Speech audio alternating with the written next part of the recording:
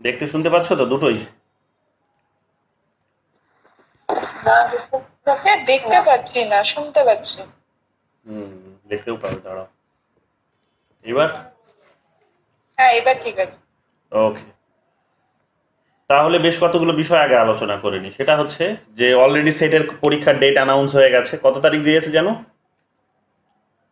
15ই December. 15ই December. তাহলে যারা এখনো সেট কোয়ালিফাই করতে পারোনি তাদের জন্য একটা সুবর্ণ সুযোগ যে সেটটা কোয়ালিফাই করতে হবে। তো আমি যারা নেট কোয়ালিফাই করে গেছো তাদেরকেও বলবো যে সেটটা কিন্তু তোমাদের আবার মানে সেটটা কিন্তু দিতে হবে, হ্যাঁ, কোয়ালিফাই করতে হবে।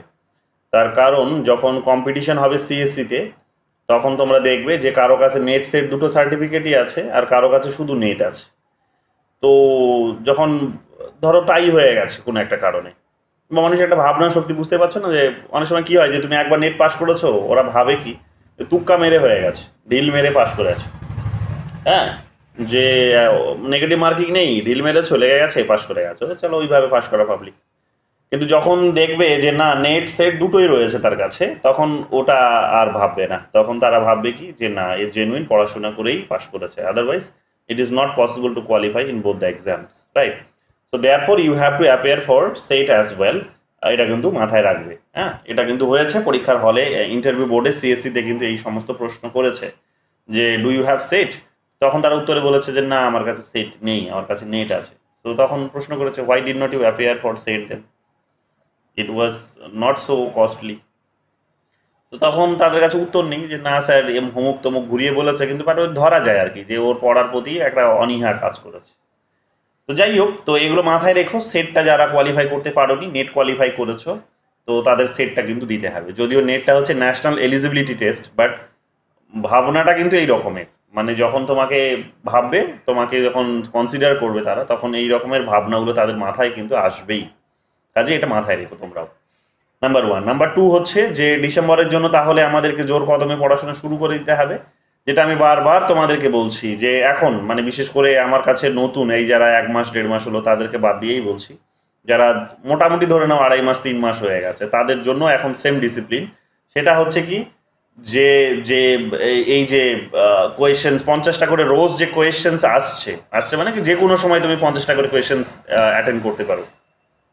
যে সিঙ্গেল লিঙ্কটা তোমাদেরকে আমি দিয়েছি, যে সিঙ্গেল লিঙ্কটা দিয়েছি সেটাতে টাচ করলে বারবার 50টা করে কোয়েশ্চেন্স আসবে। আমি দেখছি তোমরা এতজন আছো গ্রুপে, বাট মাত্র 2জন বা 3জনই তোমরা কিন্তু সেটা, বা 4জন বা 5জন ম্যাক্স টু ম্যাক্স, তা তোমরা কিন্তু অ্যাটেন্ড করছো, বাকিরা করছো না। দেখো বাকিরা যদি সময় বের করতে না পারো বা মানসিকভাবে যদি নিজেকে যদি তৈরি করতে না পারো, তাহলে তার ফল কিন্তু ভুগতে হবে। সময় কিন্তু তার রিভেঞ্জটা অবশ্যই নেবে। তো বারবার বলছি, 50টা প্রশ্ন করতে হায়েস্ট তোমাদের 50 মিনিট লাগতে পারে। 50 মিনিটেরই সময়, 1 ঘন্টার সময় দেওয়া আছে হয়তো সেখানে। অনেকে তো দেখছি 4 মিনিট 5 মিনিটের মধ্যে সলভ করে দিচ্ছ, কী করে হচ্ছে আমার তো মাথায় ঢুকছে না। আমি তাদেরকে জিজ্ঞেস করবো আবার আজকে, দেখি কি করে তারা করছে। আমি যদি টেকনিকটা শিখতে পারি তো আমিও একটুখানি অ্যাডভান্স হতে পারবো। যাই হোক, তো বিষয়টা হচ্ছে এটাই যে অল্প সময়ের মধ্যে তার মানে করা যায়। তো অল্প সময়ের মধ্যে যদি রোজ 10টা, এবং তারা কিন্তু যারা করছে রোজ তারা কিন্তু নিজেকে ওই যে রোজ দিন দেখছে যে তাদের 80% হচ্ছে, নাহলে 66%, নইলে 70, এই একটা মোটামুটি 100% তাদের হচ্ছে না। তার মানে কিছু প্রশ্ন তাদের খামতি রয়ে গেছে এখনো জানা কিছু বিষয়। তাহলে রোজ একটু একটু একটু একটু করে তারা নিজেদেরকে কিন্তু যাচাই করছে যে আমাদের কোথায় ভুল আছে, আমরা কোন জায়গাগুলোতে আমাদের দুর্বলতা আছে, মানে ইন্ডিভিজুয়ালি তারা করছে প্রত্যেকে। তো এটা কিন্তু অনেক কাজে আসবে, এটা কিন্তু অনেক কাজে আসবে। তুমি 10 দিনে মনে করে দেখো, যদি 10টা ইউনিক এই ধরনের কোয়েশ্চেন্স পাও যেগুলোর উত্তর তুমি জানো না, তাহলে 100টা জানা হয়ে যায়। তো আবার তুমি দেখো সেখানে যদি 100 দিনের বিষয় থাকে তাহলে কিন্তু তোমার কাছে 1000টা কোয়েশ্চেন্স জানা হয়ে যাবে। সো এই রকম ভাবে ভেবে তোমাকে এগোতে হবে। তোমরা যদি ভাবো যে একদিনে সব করবে, ইটস নট পসিবল, কখনো সম্ভব নয় সেটা। নেট সেটের পড়াশোনাটা হচ্ছে যে 1 মাস 2 মাস পড়ে কখনো হয় না, ওটা তুক্কা মেরে হয়। কিন্তু যারা জেনুইন স্টুডেন্ট তারা কিন্তু সারা বছর পড়াশোনা করে। তো এটা ভেবে পড়াশোনাটা শুরু করো, রোজ কোয়েশ্চেন্সটা সলভ করো, সিঙ্গেল লিঙ্ক দেওয়া আছে, যতবার টাচ করবে ততবার নতুন করে 50টা প্রশ্ন আসবে, টাচ করতে ওটা সলভ করতে শুরু করো। Number one. Number two. Number three হচ্ছে যে তোমাদের আজ তোমাদের আমি ওয়েস্ট বেঙ্গল পাবলিক সার্ভিস কমিশনের 2019 সালের যে নোটিফিকেশনটা বেরিয়েছিল সেটা দিয়েছি। সেই ক্রাইটেরিয়াগুলো একটুখানি দেখে নাও, মানে এখন থেকে এগুলো দেখে রাখা ভালো, তাতে করে তোমার আগামী দিনে চলার রাস্তাটা মসৃণ হবে। ঠিক আছে, চলার রাস্তাটা তোমার কিন্তু আগামী দিনে মসৃণ হবে। তো এটা একটু দেখে নাও। আর দ্বিতীয় হচ্ছে যে কোয়েশ্চেন্সটা আমি অলরেডি কিন্তু দিয়েছি গ্রুপে, গতকাল তোমাদের বলছিলাম যে কালেক্ট করো। গতকাল তোমরা হয়তো অনেকে কালেক্ট করতে পারোনি, বা আমি আমার এক বন্ধুর কাছ থেকে পেলাম। বলো কি বলছো? আচ্ছা স্যার, বলছি ক্রাইটেরিয়াতে নেগেটিভ মার্কিং কত আছে সেটা তো দেখতে পেলাম না। তো তিনটেতে বোধহয় একটা। আমি শুনলাম, তা আমি দেখলাম না কোথাও। মানে 70-এ মানে 67টা ঠিক করলে মানে কি, মানে তিনটেতে একটা মানে? তিনটে কোয়েশ্চেন্স নেগেটিভ মার্কিং এর রুলটা বেসিক্যালি এটা হয়, মানে আমি ওদের ভুল বললো কিনা আমি জানি না, একবার চেক করতে হবে। নেগেটিভ মার্কিং এর রুলসটা হচ্ছে একটা, যে 4টে কোয়েশ্চেন্স তুমি ঠিক যদি অ্যাটেন্ড করো এবং তার মধ্যে যদি একটা প্রশ্ন ভুল হয়, তাহলে তোমার কিন্তু নাম্বার 1 মাইনাস যাবে সেখান থেকে। তিনটে, এবং ও বললো তিনটেতে একটা, তার মানে তুমি যদি তিনটে অ্যাটেন্ড করো তার মধ্যে।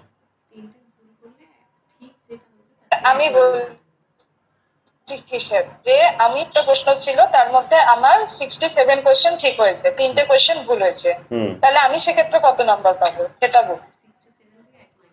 তোমার তোমার তোমার 67 থেকে, এটা ক্যালকুলেশনস ডিপেন্ড করে, এটা ধরে নাও ওরা কত দেবে সেটা। যেমন এবার সিইউটির গল্পটা বলি, তাহলে তুমি ক্লিয়ার হয়ে যাবে। সিইউটিতে ধরো 75টা প্রশ্ন ছিল, 75টা প্রশ্ন ছিল, প্রত্যেকটা প্রশ্নের মান হচ্ছে 4।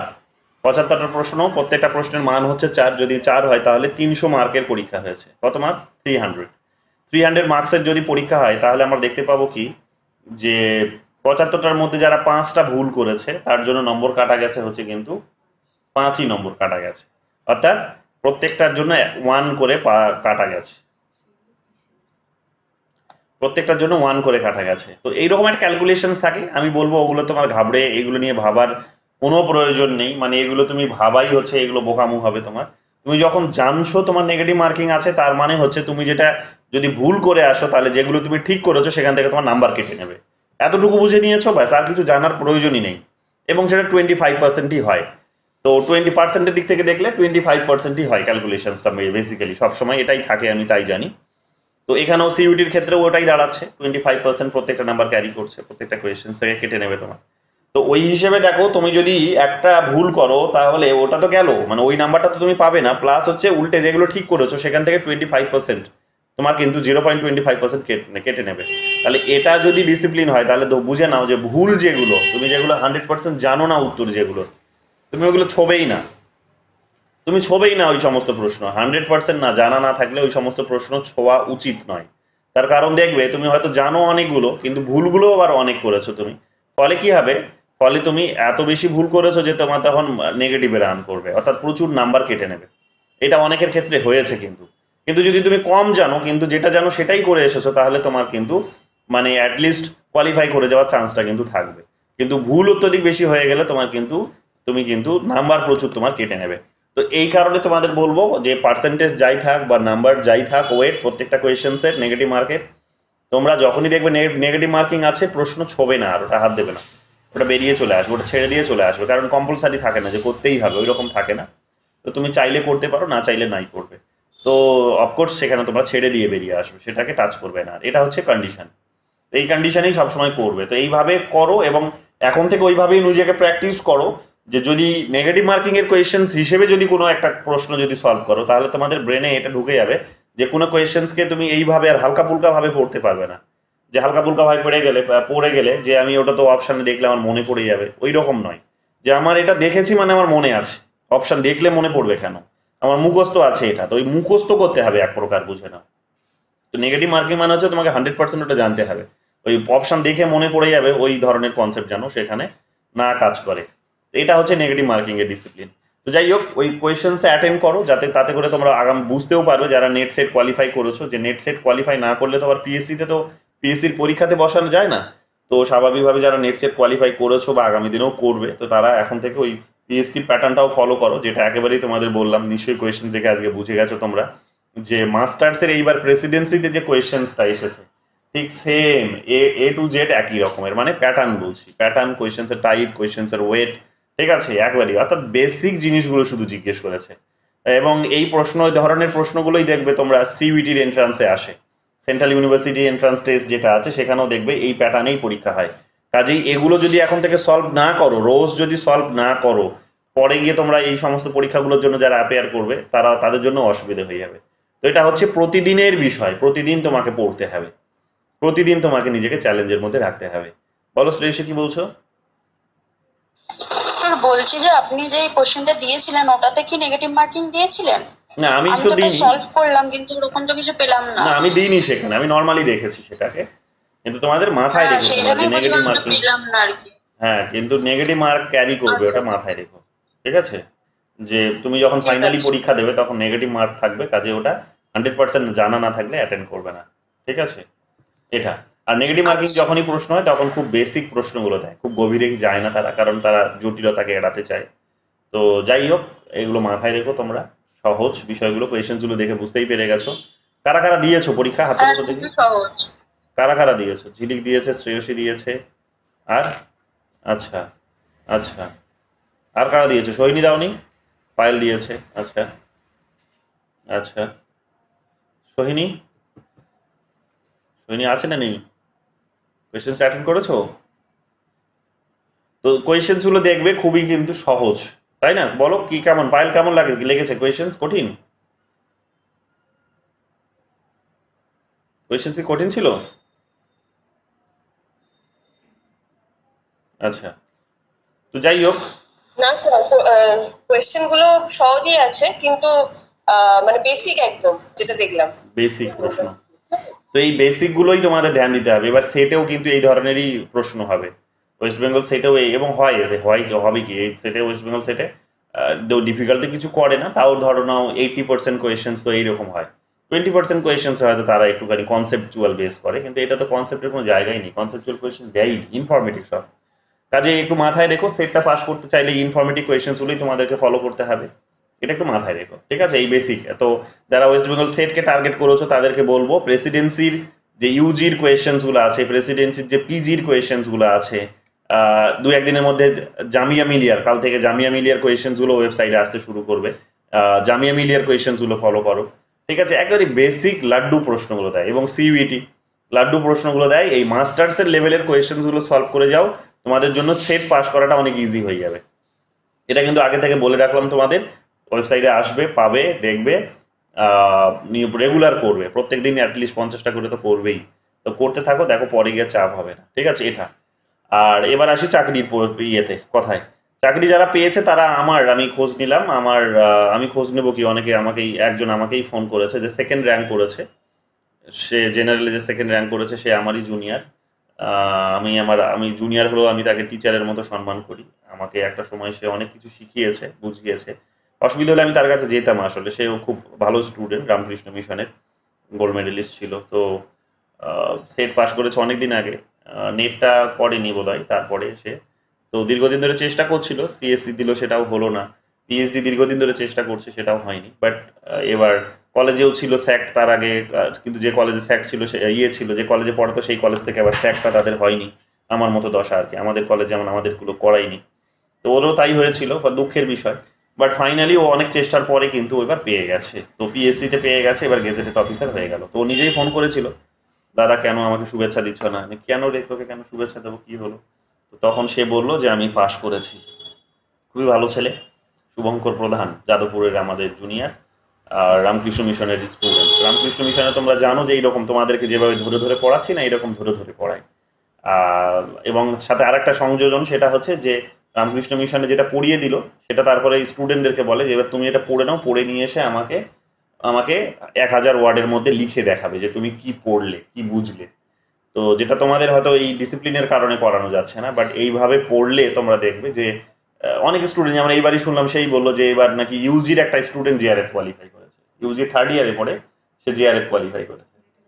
হ্যাঁ, নেটে বসেছিল বয়স বাড়িয়ে দিয়ে, মিথ্যে ভুল ইনফরমেশন দিয়ে, তো ফলে জিআরএফ কোয়ালিফাই করে গেছে সে। বাট সেটা তো ইউজ করতে পারবে না, কারণ মাস্টার্স হতে তো তার এখনো 2 বছর। তো ফলে এইরকম কোয়ালিটি তারা তৈরি করে। তো এটা যেহেতু এইভাবে তোমাদের যেভাবে পড়াচ্ছে, এইভাবে যেহেতু পড়ায়, তো এই প্যাটার্নে তারা ওই কারণে ইজিলি পাস করে যায়, এটা হচ্ছে বিষয়। আর ওবিসিতে একজন চান্স পেয়েছে, ওবিসিতে পেয়েছে যে সে হচ্ছে মখলেসুর মমিন বলে একটি ছেলে, প্রেসিডেন্সিতে এইবার পিএইচডি পেয়েছে। ওর সঙ্গে আমার প্রেসিডেন্সিতে পিএইচডি পাওয়ার পরেই কথা হয়েছে, যোগাযোগ হয়েছে, কথা হয়েছে, খুব ভালো ছেলে।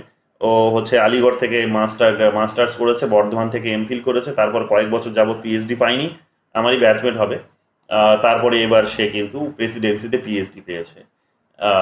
তো সে ছেলেটির সঙ্গে আমার নিউ দিল্লিতে গিয়ে দেখা, নিউ দিল্লি স্টেশনে আমি বসে আছি, তখন ও আমার স্টেটাস দেখে বলছে তুমি কি দিল্লিতে, তো তোমার সাথে দেখা, তাহলে তুমি দিল্লিতে থাকলে যে এনুটা তোমার সাথে ঘুরে দেখতাম।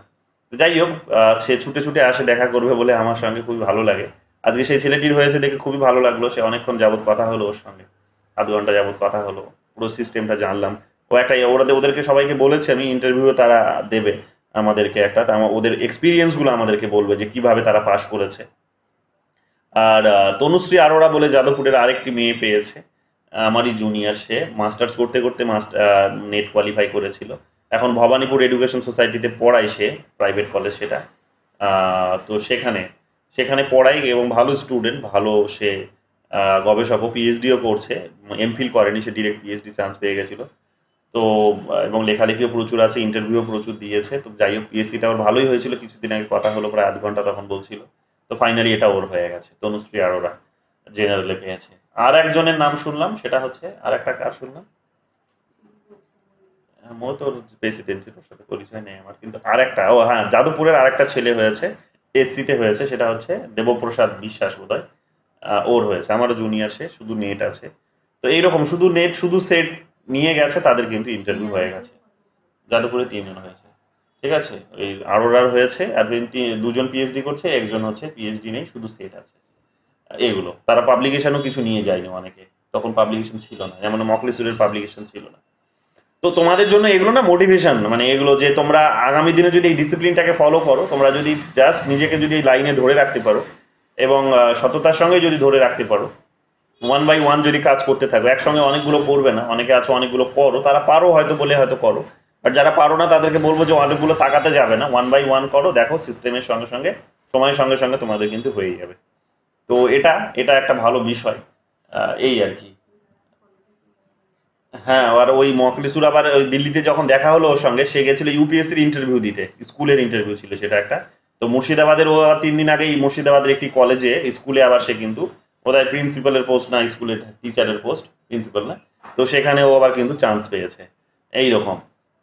তো 3 দিন আগে ওটা পেয়েছে, আর 3 দিন পরে আসে দেখা যাচ্ছে সেই ইউপিএসসি এই আমাদের পিএসসির, ওয়েস্ট বেঙ্গল পিএসসিতে কিন্তু প্রফেসর হয়ে গেল। তো 3 দিনের 4 দিনের ব্যবধানে তার 2টো চাকরি, এখন সে চুজ করছে যে কোনটা নেবে। অফকোর্স সে কলেজটাকেই নেবে, কলেজে অনেক অপরচুনিটিস আছে, ইউনিভার্সিটি লেভেল পর্যন্ত আসতে পারবে, দেশ বিদেশে যাওয়ার অপশন তৈরি হবে তার, অনেক ছুটি ছাটা পাবে। তো এগুলো আর কি, তো ভালো কোয়ালিটি অফ সার্ভিসও আছে সেখানে। তো এই আর কি। তো তোমাদের ওটাই বলবো যে যখন ভগবান দেয় না, তখন বলে না যে যাব দেতা হয় ছাপ্পড় ফাড়কে দেতা হয়, তো ওটাই লেগে থাকো, ভগবান ছাপ্পড় ফাড়কেই দেবে। আমি তোমাদের সাথে আমিও অপেক্ষা করছি, তোমরা যেমনটা জানো যে আমিও আজ পর্যন্ত ইন্টারভিউ অ্যাপিয়ার করিনি, কারণ আমার নেটটা অনেকটা পরে হয়েছে। আমি নেট ওরিয়েন্টেড পড়াশোনা আমি একদমই করতাম না, তো ফলে আমি পরীক্ষা বসতাম, দিতাম, অভিজ্ঞতা নিতাম, হলো ঠিক আছে, অনেকে তো ঢিল মেরেও হয়, আমার অনেক বন্ধুরা ঢিল মেরে হয়ে গিয়ে তারা আজকে কলেজের এইচওডি হয়ে গেছে। তো ফলে যাই হোক, কিন্তু পড়াশোনা যখন ফাইনালি শুরু করলাম, তখন তো জাস্ট ওই 8-9 মাসই লাগলো আমার পড়াশোনা করে, হয়ে গেল। তো ওটাই তোমাদের বলবো যে লেগে থাকো, ওই 8-9 মাস, 1 বছর 1.5 বছর সময় নিজেকে যদি খালি একটুখানি কষ্ট করে দিতে পেরেছে, তাহলেই তারপর দেখবে যতবার পরীক্ষায় বসবে ততবার হবে। আমার তো বোধহয় 3বার এটা দিয়ে নেট পাস হলো, 3টে সার্টিফিকেট আছে আমার কাছে নেটের, আমার কাছে ওয়েস্ট বেঙ্গল সেটের পাস সার্টিফিকেট আছে, এবং আমি এটাও আসামে গেছিলাম, সেখানে যখন তো এটাও দিলাম, আমি গেছি যেহেতু আমিও দিই পরীক্ষাটা, দিতে পরীক্ষা তো ভালোই লাগে আমার। তো পরীক্ষাটা দিলাম, স্লেটের পরীক্ষাটা দিলাম, আশা করি সেটাও হবে, কারণ ওখানেও প্রায় আমার 80% স্কোর হয়েছে। সো জেনারেলি সেটা হয়তো পাস করবো, রেজাল্টটা বেরোনোর অপেক্ষা, দেখা যাক কি করে। তো এই আর কি, তো লেগে থাকো আমি বলবো, কিন্তু হবে, হ্যাঁ লেগে থাকো, ভালো হবে, এটা হবে। যাই হোক, এগুলো কোয়েশ্চেন্সটা দিয়ে দিয়েছি, সলভ করে নিও। তাহলে আমরা শুরু করি আমাদের, বলো বলো। হ্যাঁ স্যার, বলছিলাম যে আপনি আমাকে একটা মানে অফিসিয়াল লিংক দেবে বলেছিলেন না, ওইটাতে আমাকে লিবারেলিজম এর লিংক গুলো দিয়েছে ইউটিউবে, বললো যে ওখানে 3টে ভিডিও দেখতে। হ্যাঁ, ওগুলো আমি পাঠিয়েছি আজকে তোমাকে, ওগুলো আমি পাঠিয়েছি, ওই নাম্বার থেকে আমি পাঠিয়েছি ওটা পিডিএফ। মানে স্যার এখন ওই ভিডিওগুলো দেখো, মানে সোশ্যালিজম লিবারালিজম দুটোই একসাথে পড়ে নেবো? না, আমি যেগুলো বলছি সেগুলো পড়ো তুমি। তুমি তুমি তো বুঝতে পারবে না কোনটা আগে দরকার তোমার আর কোনটার থেকে বেশি প্রশ্ন আসে। কাজেই আমি যেগুলো বলছি সেগুলো ফলো করো বেশি করে, হ্যাঁ, এবং যেগুলো তাড়াতাড়ি সলভ হবে শেষ হবে সেগুলো আগে পড়ো। বড় বড় টপিকগুলো এখন ধরার দরকার নেই, হ্যাঁ। ছোট ছোট টপিকগুলো পড়লে তুমি কোয়েশ্চেন্সের সংখ্যাটা বেশি পাবে পরীক্ষায় কমন, কিন্তু একটাই টপিক অনেক বড় যে পড়ে যাচ্ছ তুমি, কিন্তু সেখান থেকে তো সেই একটা বা দুটোই জিজ্ঞেস করবে, তো ফলে তখন তোমার সময়টা অনেক চলে যাবে কিন্তু কমনটা অনেক কম পাবে। এই কারণে বলছি যেগুলো সহজ যেগুলো ছোট ওগুলো আগে পড়ো, তাতে করে তোমার কনফিডেন্স লেভেলটা কিন্তু বুস্ট করবে, বুঝতে পারছো? ও আচ্ছা, ঠিক আছে স্যার। তো এটা আর অসুবিধা হলে বলবে, হ্যাঁ, অসুবিধা হলে বলবে, আমি তোমাকে সমস্ত রকমভাবে গাইড করে দেবো। আর এগুলো তুমি মাস্টার্সের লেভেলের পরীক্ষার কোয়েশ্চেন্সগুলো, পিএসসির পরীক্ষার প্রশ্নগুলো বিশেষ করে এগুলো সলভ করতেই হবে, হ্যাঁ। যেমন আজকে যেটা দিয়েছি সেটা, আগামীকাল জামিয়া মিলিয়ার কোয়েশ্চেন্স দেবো, এগুলো কিন্তু সলভ করতে হবে, কারণ এগুলোই তোমার পরীক্ষা জিজ্ঞেস করবে, এগুলোই তুমি মুখস্থ করে গেলেও দেখবে এখান থেকে সব কমন পাবে, হ্যাঁ। স্যার আপনি যে লিখেছিলেন এগুলো পিএইচডি না ওখানে কোর্সের কোনো একটা ইন্ডিভিজুয়াল? যেগুলো মাস্টার্সের জন্য দিচ্ছি, যেগুলো মাস্টার্সের যেগুলো ইউপিএসসির পিএসসি, ঠিক আছে, বা ওয়েস্ট বেঙ্গল পিএসসির, যেমন আজকে যেটা দিয়েছি, তো সেটা পিএসসির হতে পারে, সেটা প্রফেসরের লেভেলের হতে পারে, কিন্তু কোয়েশ্চেন্স তো সেই ওগুলোই আসবে পরীক্ষায়, বুঝতে পারছো আমি কি বলছি? ও আচ্ছা, ঠিক আছে। কোয়েশ্চেন্স তো সেই ওগুলোই আসবে, ওই প্যাটার্নেই আসবে, ওই লেভেলেই কোয়েশ্চেন্স হবে। কাজে একটুখানি তোমাকে ওগুলো ভালো করে জোর দিতে হবে, মানে ওগুলো যদি মুখস্থও করে যাও, তুমি যদি মুখস্থও করে যাও তাহলেও কমন পাবে, বুঝতে পারলে? মানে বারবার দেখলো মুখস্থ হয়ে যায় এখানে এগুলো, ঠিক আছে। স্যার বলছিলাম যে আমি না একটা দিয়েছিলাম ওই 68 তারপরে 70 এরকমই আসছে। তাহলে খুব ভালো স্কোর হচ্ছে। এবার যেগুলো তোমার অসুবিধা হচ্ছে সেগুলো দেখে নাও ভালো করে, হ্যাঁ, খুব ভালো স্কোর, এটা চালিয়ে যাও, এই স্কোরটাকে ধরে রাখার চেষ্টা করো। সব বিষয়ে দেখো এইটা আসছে কিনা, এবং সেটা যেন ঢিল মেরে না হয়, সেটা যেন তুমি জেনে করছো, তোমার জানা আছে এই ধরনের ভাবনা থেকে যেন হয়, ঠিক আছে। কারণ সিইউটিতে কিন্তু নেগেটিভ মার্কিং আছে, মাথায় রেখো, হ্যাঁ। কাজেই তুমি সব কোশ্চেনের উত্তর করে আসতে পারবে না সেখানে, ঢিল মারার সুযোগ থাকবে না তোমার সেখানে। এটা করো, আজকে যে কোয়েশ্চেন্সটা দিয়েছি WBPSC, ঠিক আছে, নাইট অ্যাঙ্গেলের গ্রুপটাতে দিয়েছি, সেটা সলভ করে ফেলো, ওটা তোমার জন্য খুবই গুরুত্বপূর্ণ, এই লেভেলেই প্রশ্ন হয়, ঠিক আছে, সিইউটির, ঠিক আছে।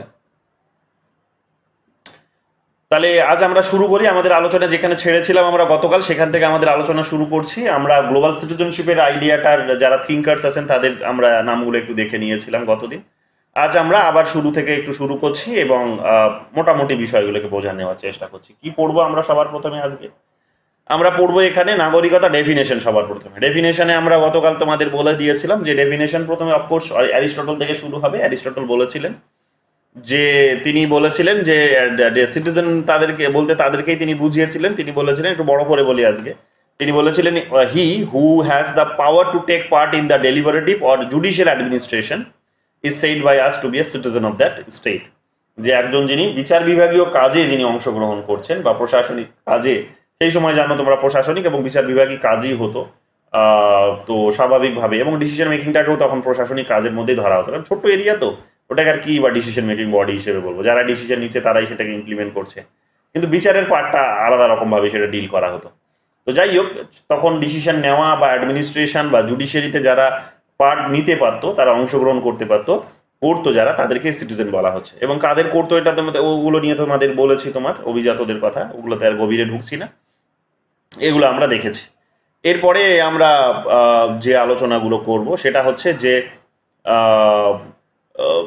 এরপরে এই এই এই হফম্যান এবং গ্রাহাম, এখানে তোমরা দুটো আরো নাম লিখে নাও, সেটা হচ্ছে হফম্যান এবং হচ্ছে আমাদের গ্রাহাম, ঠিক আছে, গ্রাহাম ওয়ালেস হতে পারে।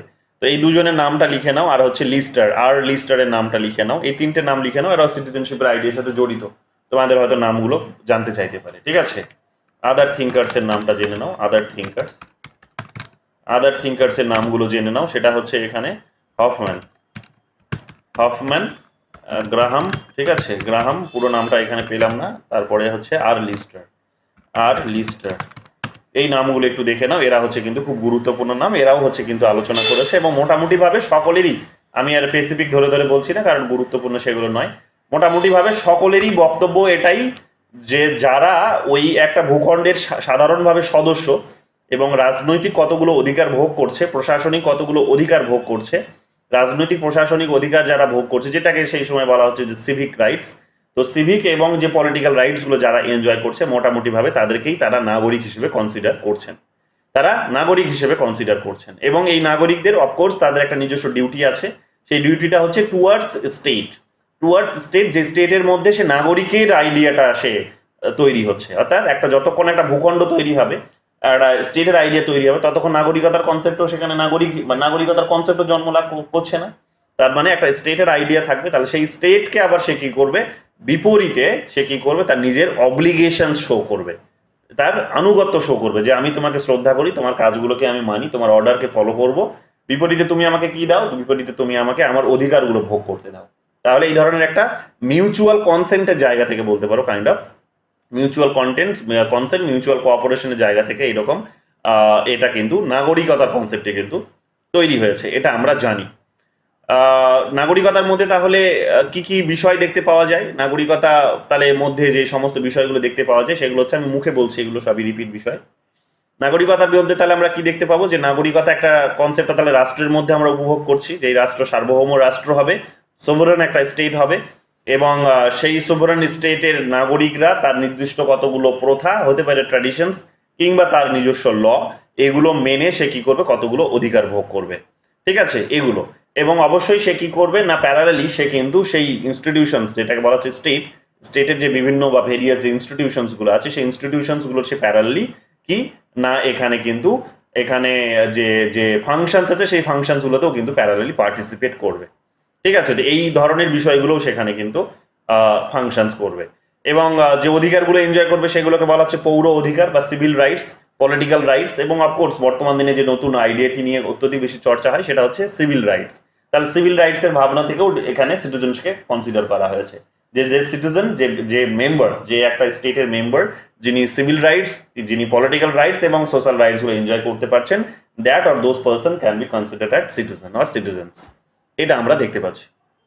এবং এখানে আমরা দেখতে পাবো কি, যে তাদের মধ্যে একটা সম্পর্ক অবশ্যই থাকবে, যে সম্পর্কটা বললাম স্টেট এবং ব্যক্তির মধ্যে সম্পর্কটা, তাদের মধ্যে সম্পর্ক দেয়া নেয়ার সম্পর্ক হবে, একজন দেবে অপরজন নেবে, অপরজন দেবে একজন নেবে, এইরকম ভাবে একে অপরকে দেবে, এটা ভাইস ভার্সা একটা রোল তাদের মধ্যে কিন্তু থাকবে, এগুলো আমরা দেখতে পাচ্ছি। এবং তাদের মধ্যে কি থাকবে, একটা ইন্ডিভিজুয়ালস, এটা সব থেকে গুরুত্বপূর্ণ একটা টার্মিনোলজি, এটা হচ্ছে যে তার একটা আইডেন্টিটি থাকবে, তার একটা স্টেট, সে যখন পার্টিকুলার কোনো একটা স্টেটের মধ্যে বসবাস করবে তখন তার একটা আইডেন্টিটি থাকবে, যে আইডেন্টিটিটাকে বলা হচ্ছে নাগরিকতার আইডেন্টিটি। অর্থাৎ এখানে মেম্বার সবাই হয়তো হতে পারে, একটা স্টেটের মেম্বার সবাই হয়তো হতে পারে, বাট নট অল মেম্বার্স, বা বলা যেতে পারে যে সকল মেম্বার এখানে কি হবে না, যে নাগরিক হিসেবে কনসিডার হবে না। তো নাগরিক তার মানে এখানে তার মানে পরিষ্কার বুঝতে পারছো যে একটা দেশের মধ্যে, একটা রাষ্ট্রের মধ্যে নাগরিকের পাশাপাশি বেনাগরিকরাও থাকে, বা অনাগরিক তারাও থাকে, নন সিটিজেন্স যারা তারাও কিন্তু থাকেন, অর্থাৎ তারাও মেম্বার কিন্তু তারা সিটিজেন নয়। তাহলে সিটিজেনটা তার হচ্ছে কিন্তু আইডেন্টিটি। তাহলে এখানে আমরা যখন সিটিজেনশিপের কনসেপ্টটি পড়ছি তখন আমরা দেখতে পাচ্ছি যে আইডেন্টিটির প্রশ্নটা কিন্তু খুব জড়িত। এবার আইডেন্টিটি আমরা একটা স্টেটের মধ্যে একজন ব্যক্তির যে শুধুমাত্র তার যে ন্যাশনাল আইডেন্টিটি থাকে তা তো নয়, সেই ন্যাশনাল আইডেন্টিটির মধ্যেও আবার অনেক রকমের অধিকার রিলেটেড আইডেন্টিটি থাকে, অধিকার রিলেটেড তার আইডেন্টিটি থাকে। কি ধরনের অধিকার রিলেটেড, যেগুলো তার হয়তো সোশ্যাল, বা তার হয়তো সেগুলো অ্যানথ্রোপোলজিক্যাল হয়তো বিষয়ের সঙ্গে হয়তো জড়িত থাকতে পারে, অর্থাৎ নৃতাত্ত্বিক বিষয়ের সঙ্গে জড়িত থাকতে পারে। যেমন হতে পারে যে আমি পার্টিকুলার একটা ধর্ম থেকে বিলং করি, আমি পার্টিকুলার একটা রিজিয়ন থেকে বিলং করি, ওই ভূখণ্ডের মধ্যেই হয়তো এত ডিফারেন্স রয়েছে যে সেখানে আলাদা আলাদা রকমভাবে প্রত্যেকের জন্য রুলস রেগুলেশনস তৈরি করাটা নেসেসারি। তো স্বাভাবিকভাবে আমার মতো রুলস রেগুলেশন যদি তৈরি না হয়, আমার মতো করে যদি আমি রাইটস এনজয় করতে না পারি, so I will not show my obligations towards the state, and this is very obvious, right? তো স্বাভাবিকভাবে আমি কি হবে না, আমি এখানে যতক্ষণ আমার রাইটসগুলো পাচ্ছি, আমি ওই রিজিয়নের বসবাস করা একজন মানুষ হিসেবে, নাগরিক হিসেবে, ততক্ষণ আমি আমার অব্লিগেশন শো করবো না। তাহলে আমার একটা রিজিয়নাল আইডেন্টিটি আছে, like we are citizen of, we are member of West Bengal as well, until and unless we are getting the opportunity to enjoy our Bengali identity, we will not show our obligations to the state, right? এবং আমরা দেখতে পেলাম যে স্টেটের মধ্যে একটা হাবি হয়ে গেছে একটা বড় আইডিয়া, কি না, একটা গো বলয়ের আইডিয়া, যেটা হিন্দি বলয়ের আইডিয়া। হিন্দিকে কেন্দ্র করে একটা ন্যাশনালিজমের ইমোশন, সেন্টিমেন্ট কাজ করছে। আমরা বেঙ্গলিরা কি করলাম, 2021 সালের ইলেকশনেই তোমরা দেখলে, আমরা বেঙ্গলিরা কি করলাম না, বাংলার মেয়েকে চাই, তো সেই বাংলার মেয়েকে চাই এই স্লোগানেই আমরা গিয়ে ভোটটা দিলাম। অর্থাৎ রিজিওনাল একটা এখানে আমরা কি দেখতে পাচ্ছি, একটা কিন্তু সেন্টিমেন্টস ভীষণ স্ট্রং, আমরা সেই সেন্টিমেন্টটাকেই কিন্তু আঁকড়ে ধরে থাকছি। তো স্বাভাবিকভাবে বুঝতেই পারছো যে যদি আমরা এটা না করতে পারতাম তাহলে হয়তো একটা সময় পরে গিয়ে এইরকম একটা অবস্থা হয়তো তৈরি হতে পারতো যে আমরা আর এই দেশের মধ্যে থাকবো না, এটা হয়তো বলতে পারতো। যেমন পাকিস্তানে বাংলাদেশিরা বলেছে যে বাংলাদেশিদের তাদের নিজেদের একটা আলাদা ভূখণ্ডে তারা বসবাস করে, তো সেই ভূখণ্ডে বসবাস করার ফলে তারা একটা কি মানে পূর্ব পাকিস্তানের নাগরিকরা একেবারে পূর্ব দিকে বাস করছে। তো পূর্ব দিকে যেহেতু তারা বাস করছে তাদের আলাদা একটা পরিচয় আছে, কি না তারা বাঙালি, তারা বাংলা ভাষায় কথা বলে, তাদের খাদ্যের অভ্যাস আলাদা, তাদের পোশাক পরিচ্ছদের অভ্যাসটা হয়তো আলাদা, যেটা হয়তো পশ্চিম পাকিস্তানের সঙ্গে মেলে না। কিন্তু যেহেতু এদের আইডেন্টিটিটাকে এই ধরনের তাদের যে আইডেন্টিটিসগুলো আছে, যেটা রিজিয়নাল আইডেন্টিটি, যেটা তাদের ল্যাঙ্গুয়েজগত আইডেন্টিটি, যে বেঙ্গলি তারা, তো এটাকে যেহেতু স্বীকার করা হচ্ছিল না, উর্দু ভাষা যেহেতু তাদের উপর চাপিয়ে দেওয়া হচ্ছিল, তো তারা এখানে আমরা দেখতে পাবো সাফোকেট ফিল করছিল। তো তারা বললো যে না আর নয়, আর আমরা কন্ট্রোল আর আমরা এটাকে টলারেট করতে পারছি না, এবার আমরা স্বাধীন দেশ চাই। তো তারা কিন্তু সেই দেশ থেকে বেরিয়ে গেল। তার মানে এখানে পরিষ্কার হয়ে যাচ্ছে কি, পরিষ্কার হচ্ছে যে আমি সিটিজেন যখন আমি, তখন আমার নিজস্ব একটা রিজিয়নাল আইডেন্টিটি আমার আছে, সেই আইডেন্টিটিটাও কিন্তু এটা আমাকে কিন্তু আমার সঙ্গে জড়িত, এবং আমি যতক্ষণ না এটা এনজয় করতে পারছি, I will not show my obligations to the state or to any organisations who are seeking my obligations, right? তো আমি তার প্রতি শো করবো না। তো আমি নয়, এটা পৃথিবীর সমস্ত মানুষ করে, এটাই হয়। তো আমরা এইরকম ভাবে দেখতে পাবো যে আমাদের একটা রিজিয়নাল আইডেন্টিটি আছে, আমাদের ল্যাঙ্গুয়েজগত আইডেন্টিটি আছে, আমাদের একটা কালচারগত আইডেন্টিটি আছে, আমাদের একটা সেখানে কিন্তু আরও বিভিন্ন ধরনের এথনিসিটিগত একটা আইডেন্টিটি আছে, যে আমি একটা পার্টিকুলার গোষ্ঠীতে বসবাস করি, তো গোষ্ঠীগত আমার একটা কিন্তু পরিচয় আছে। তো যতক্ষণ না আমি ওই গোষ্ঠীগত পরিচয়টা ক্যারি করতে পারছি, যদি আমি সেখানে ক্যারি করতে গিয়ে যদি আমি কোনো সমস্যা ফেস করছি, আমাকে যদি সেখানে যদি টর্চার করা হচ্ছে, আমাকে যদি সেখানে সাপ্রেস করা হচ্ছে, সো আমি আমার অব্লিগেশন শো করব না। তো আমি কি হবে না, আমি নাগরিক হয়ে উঠতে পারছি না, ফলে কারণ আমি নাগরিক মানে আমার এই আইডেন্টিটিগুলোকে কেন্দ্র করে আমি নাগরিক হব, এটাই আমার কিন্তু চিন্তা ভাবনা থাকে এবং সকলেরই থাকে। তো যতক্ষণ না এটা আমরা পাই ততক্ষণ আমরা কি করি না, নাগরিক স্টেটের প্রতি বা যে অর্গানাইজেশনসটা আমাদের প্রতি অব্লিগেশনস আমাদের কাছ থেকে অব্লিগেশনস বা আনুগত্য চাইছে, আমরা তাকে আনুগত্য প্রদান করি না। তো বুঝতেই পারছো, তার মানে আইডেন্টিটির একটা বড় প্রশ্ন স্টেটের মধ্যে, স্টেটের আইডিয়ার মধ্যে কিন্তু ভীষণভাবে গুরুত্বপূর্ণ। ঠিক আছে, এক সেকেন্ড দাঁড়াও। হ্যাঁ মামা, একবার পাড়া ওটা ডিলেট হয়ে গেল। ও ঠিক আছে।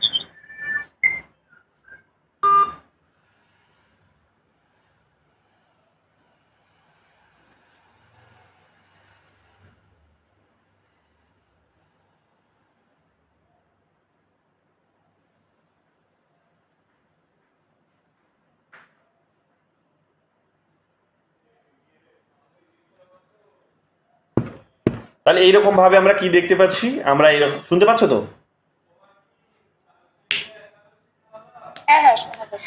এইরকম ভাবে আমরা কি দেখতে পাচ্ছি, এইরকম ভাবে আমরা দেখতে পাচ্ছি, এইরকম ভাবে আমরা কি দেখতে পাচ্ছি, যে এইরকম ভাবে আমরা দেখতে পাচ্ছি যে we are citizen, but citizen হিসেবে কনসিডার হওয়ার আগে আমার পূর্ব শর্তগুলো হচ্ছে যে আমি একটা পার্টিকুলার ভাষায় কথা বলি, আমি একটা পার্টিকুলার ধর্মে বিলং করি, আমি একটা পার্টিকুলার খাদ্যের কালচার আছে, আমার একটা পোশাক পরিচ্ছদের কালচার আছে, আমার একটা রিজিয়নাল আইডেন্টিটি, রিজিয়নাল একটা আমার একটা ডিফারেন্স আছে, আমার এখানে কিন্তু এথনিসিটিগত একটা কিন্তু আমার একটা নির্দিষ্ট একটা কিন্তু বৈশিষ্ট্য আছে, তো ট্রেডস আছে কতগুলো। তো until and unless I can carry this kind of this features with me, I will not show my obligations to any organisations who are expecting obligations from me. তো এটাই হয়।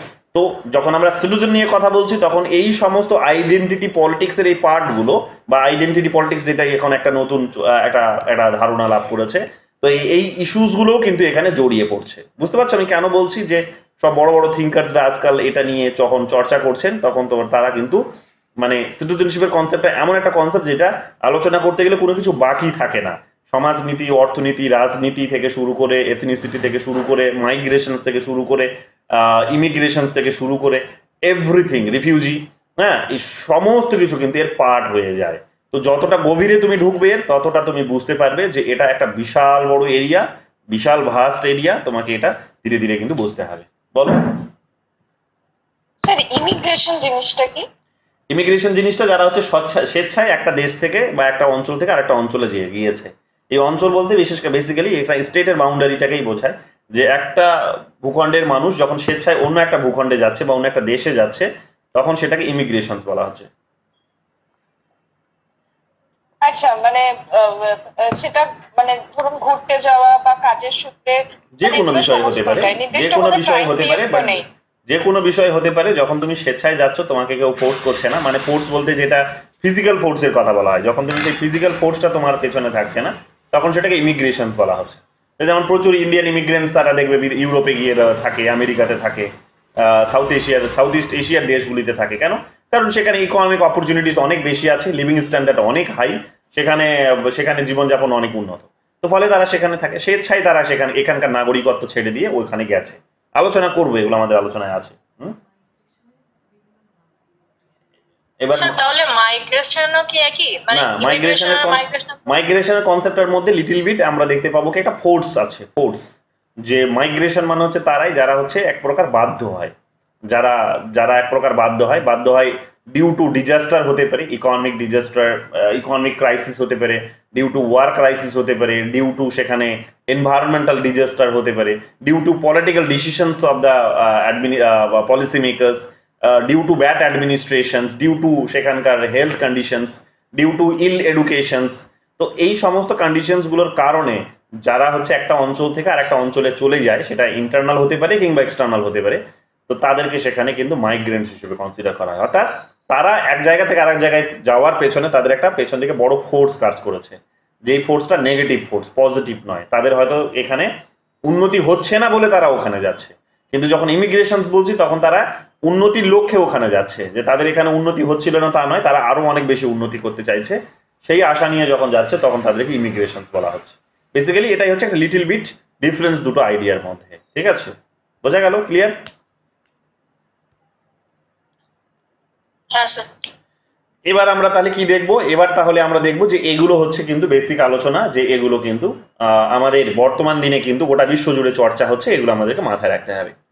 এবার চলে আসো এখানে একটা দেশে যখন, তাহলে আমি তোমাদের যখন এখানে একটা প্রশ্ন তুলে দিলাম যে যতক্ষণ আমি আমার নিজের মতো করে আইডেন্টিটি যেগুলো আমি আমার সঙ্গে ক্যারি করি, যতক্ষণ না আমি সবকটাই এখানে এনজয় করতে পারছি, আমি আমার মতো করে কি করি না, আমি আমার অব্লিগেশন শো করছি না দ্যাট অর্গানাইজেশনের প্রতি, যে আমার কাছ থেকে হয়তো চাইছে, যে সোভারেন হওয়ার দরুন সে হয়তো আমার কাছ থেকে হয়তো সেটা এক্সপেক্ট করছে। তো তাহলে এখানে বুঝতেই পারছো যে তার মানে একটা ভূখণ্ডের মধ্যে এই ধরনের নাগরিক অনাগরিক অনেক মানুষই থাকে। তাহলে নাগরিকতার কনসেপ্টটা কি, বা এই নাগরিকতার কনসেপ্টটিকে বলতে পারো দুটো ভাগে ভাগ করা যেতে পারে। একটা হচ্ছে নাগরিক আর একটা হচ্ছে অনাগরিক, বলতে অর্থাৎ সিটিজেন অ্যান্ড নন সিটিজেন। এটাও লিখে নিতে পারো, সিটিজেন অ্যান্ড নন সিটিজেন। ঠিক আছে, সিটিজেন আর নন সিটিজেন আমরা এই দুটো ক্যাটাগরিতে আমরা সিটিজেনশিপটাকে দেখতে পারি। সিটিজেনশিপের এই আইডিয়াটিকে citizenship can be classified into two parts. ঠিক আছে, citizenship can be classified into two parts. কি কি সেটা হচ্ছে একটা সিটিজেন আর একটা হচ্ছে নন সিটিজেন। এটা আমরা দেখতে পারি যে একজন নাগরিককেও বোঝায় সিটিজেনশিপের আলোচনায়, নাগরিকতার কনসেপ্টে নাগরিকও থাকে আবার বেনাগরিকও থাকে।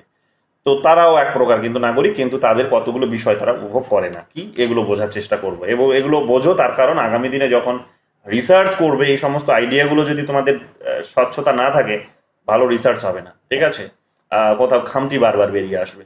তাহলে সিটিজেনের কনসেপ্টটা কি, প্রথমে এটা আগে বুঝে নাও। সিটিজেনের কনসেপ্টটা কি? সিটিজেন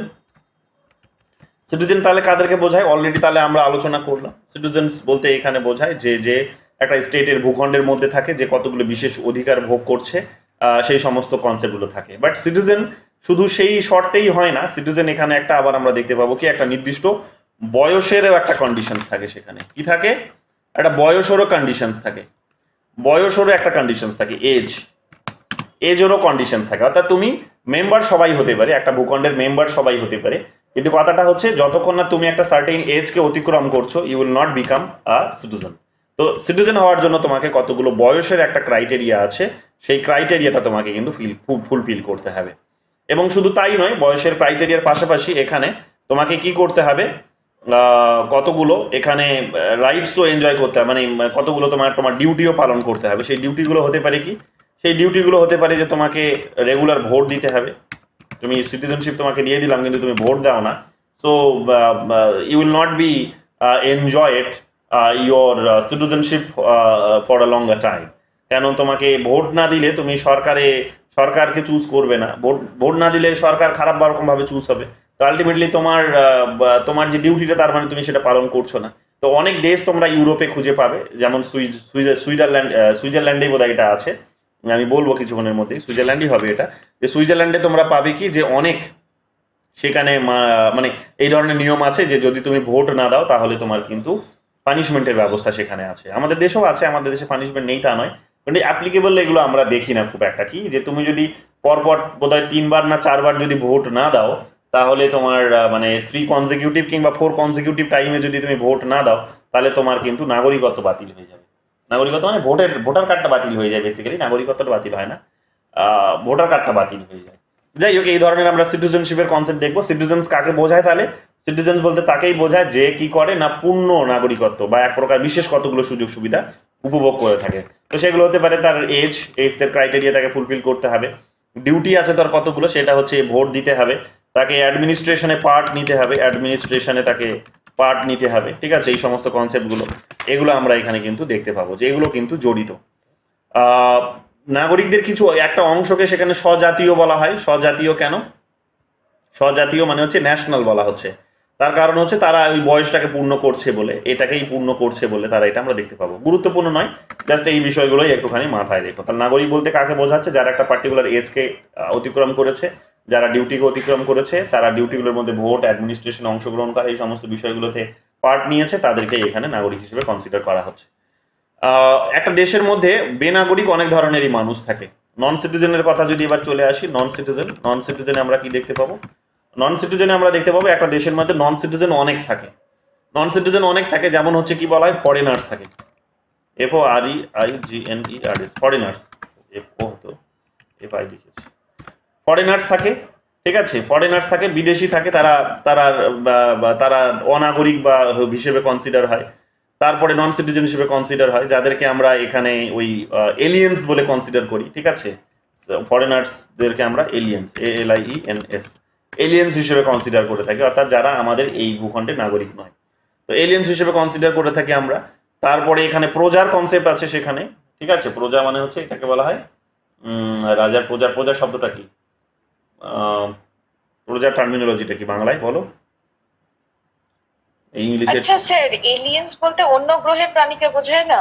না, বিদেশিদেরকেও এলিয়েন্স বলা হয়, বিদেশিদেরকেও এলিয়েন্স বলা হয়। ইংলিশ টার্মিনোলজি এলিয়েন্স ব্যবহার করা হয় তাদের জন্য। প্রজাদের কনসেপ্টটা কি? প্রজাদের কনসেপ্টটা হচ্ছে রিপাবলিক মানে প্রজাতন্ত্র, কিং মানে রাজা, রাজার হচ্ছে প্রজা হচ্ছে, আচ্ছা মনে করছি আমি, হ্যাঁ হ্যাঁ হ্যাঁ, টিনেন্ট মানে তো বোধহয় ভাড়াটিয়া, ভাড়াটিয়া। আচ্ছা, আমি এটা বাংলায় লিখে রাখছি আপাতত, এটা দেখে নিও, প্রজা, ঠিক আছে। পরে আমি এটা দেখে বলছি, প্রজা। তারপরে অনেকগুলো রাষ্ট্রহীন মানুষও থাকেন, স্টেটলেস পিপল, যাদেরকে বলা হচ্ছে স্টেটলেস, ঠিক আছে। এগুলো লিখে নাও, স্টেটলেস পিপল, ঠিক আছে। স্টেটলেস স্টেটলেস পিপলও থাকে।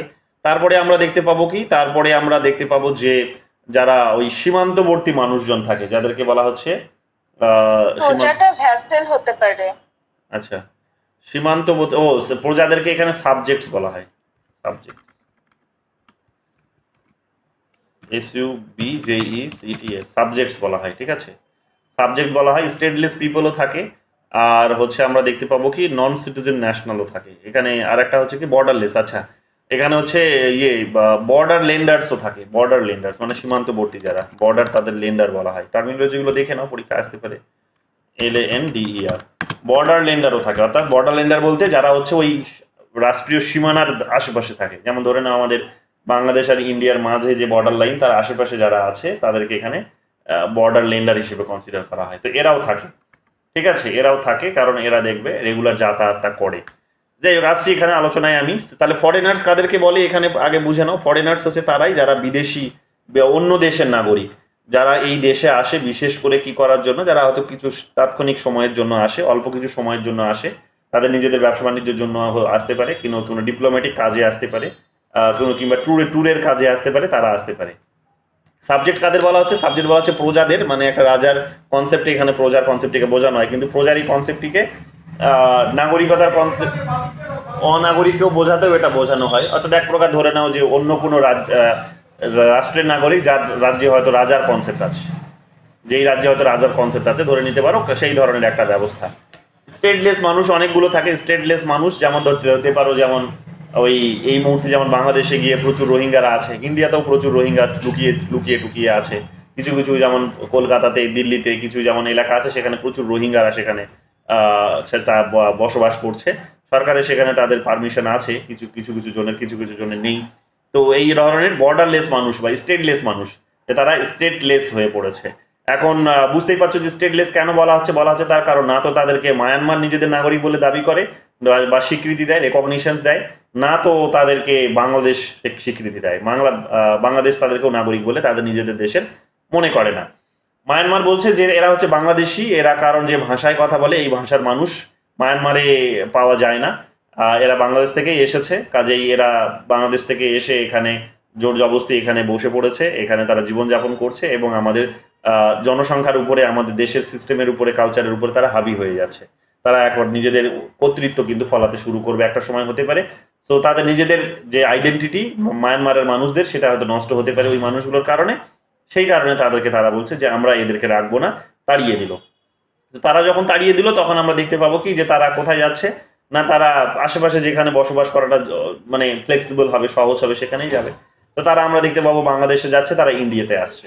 তো বাংলাদেশে যখন যাচ্ছে তখন বাংলাদেশ সরকারও বলছে যে এরা যে আমার নাগরিক ছিল তার কোনো প্রমাণ নেই, তার কারণ আমি যখন থেকে স্বাধীন হয়েছি তখন থেকে আমার ইতিহাসে আমার রেকর্ড বলছে যে এরা এখানকার নাগরিক যে পঞ্জি আছে, যেটাকে বলা হচ্ছে যে রেজিস্টার ন্যাশনাল সিটিজেনশিপের রেজিস্ট্রেশন যে রেকর্ডসগুলো আছে সেখানে তাদের কোনো কিন্তু মেনশন নেই, তাদের কোনো উল্লেখ নেই, তাদের কোনো কিন্তু পরিচয়পত্র বলে কিছু নেই, তাদের কোনো নামের তালিকা নেই।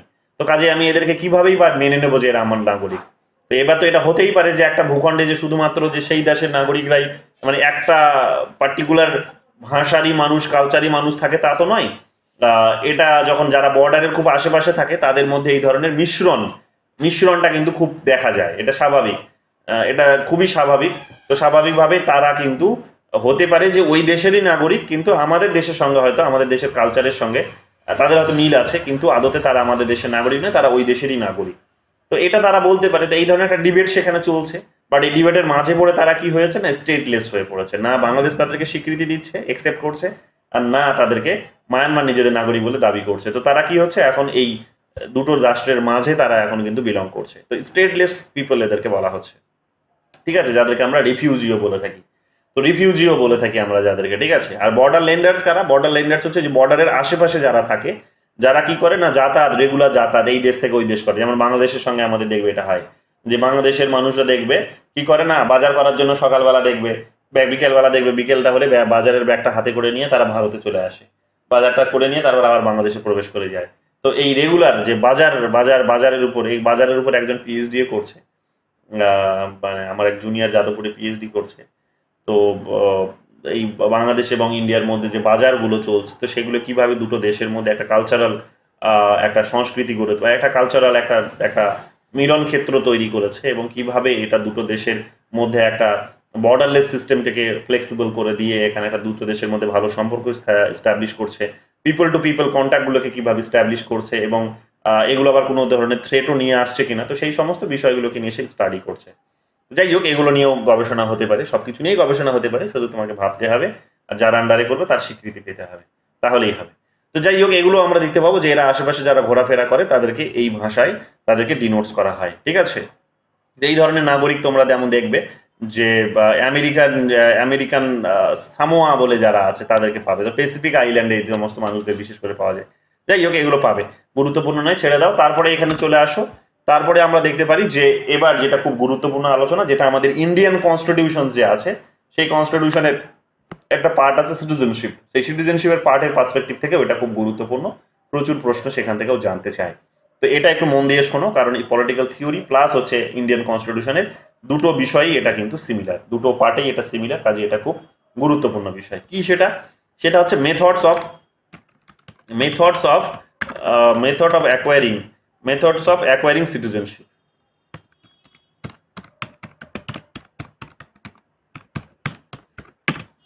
মেথড অফ অ্যাকোয়ারিং সিটিজেনশিপ, এই আইডিয়াটা খুব গুরুত্বপূর্ণ একটা আইডিয়া, এটা আমাদের ভালো করে পড়তে হবে। ইন্ডিয়ান কনস্টিটিউশনে এটা আছে। ইন্ডিয়ান কনস্টিটিউশন তোমাদের সিটিজেনশিপটা বোধহয় আমি পড়াইনি, তো ওটা পরে পড়াবো। পড়িয়েছি? আচ্ছা পড়িয়েছি। তো যাই হোক, পড়িয়েছি তার মানে তোমরা অনেক কিছু এখন তার মানে ধরতে পারবে, তো ভালো করে ধ্যান দাও এদিকে। তো বেসিক্যালি দুটো পদ্ধতি আছে, টু মেথডস এখানে কিন্তু আমরা পাই। ঠিক আছে, সিটিজেনশিপ অর্জনে দুটো মেথড বেসিক্যালি আছে।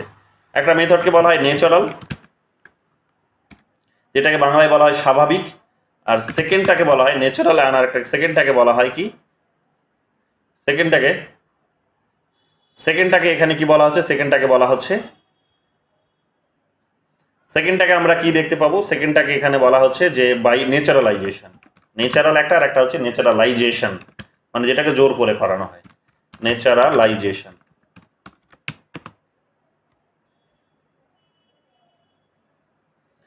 ন্যাচারাল আর একটা হচ্ছে বাই ন্যাচারালাইজেশন। এই দুটো প্রসেস আছে সিটিজেনশিপ অ্যাকোয়ারিং এর। ঠিক আছে, প্রাইমারিলি দুটো এখানে আমরা ক্লাসিফিকেশন দেখতে পাই। ঠিক আছে, ন্যাচারালটাকে আমরা কি বলি, ন্যাচারালটাকে আমরা বাংলায় স্বাভাবিক বলছি, আর ন্যাচারালাইজটাকে আমরা বা ন্যাচারালাইজেশন যেটাকে বলা হচ্ছে, তো সেটাকে আমরা বলছি কি, সেটাকে আমরা বলছি অনুমোদন সিদ্ধ, যেটাকে অনুমোদন দেওয়া হয়। যে অটোমেটিক হবে না, তোমাকে এটা স্বীকৃতি পেতে হবে, অটোমেটিক হবে না, স্বীকৃতি পেতে হবে। তো স্বীকৃতিটা কে দেবে সেই প্রসেসে আসছি, যেমন এই মুহূর্তে চলছে দেখবে। ঠিক আছে, যেমন হচ্ছে ওই আমাদের হ্যাঁ এই পশ্চিমবঙ্গে যেমন যে যারা হচ্ছে ওই আছে কি বলে এটা, শান্তনু ঠাকুরের এরিয়া যেটা আছে, কি বলে এটা, কোন জায়গাটার নাম, রানাঘাট, মতুয়া সম্প্রদায়ের মানুষরা যেমন হচ্ছে বাংলাদেশ থেকে এসেছে, তাদের যেমন নাগরিকত্ব নেই অনেকে, তো তাদেরকে নাগরিকত্ব দেওয়ার প্রসেস চলছে দেখবে, কাজ হচ্ছে এগুলোই, মানে অনেকে নাগরিকত্ব পাচ্ছে, অনেকে আটকে যাচ্ছে। তো দিল্লিতে এগুলো নিয়ে কাজ হচ্ছে, অনলাইনে আবেদন করতে হচ্ছে, আসবো সেই আলোচনায়। দেখো, তো এই দুটো প্রসেস সেখানে কিন্তু রয়েছে। এবার চলে আসি আমাদের ন্যাচারালাইজেশনের যে প্রসেসটা আছে, ন্যাচারাল যে প্রসেসটা আছে সেটার আলোচনায়। নেচারের যে প্রসেসটা আছে সেটার আলোচনায় চলে আসি।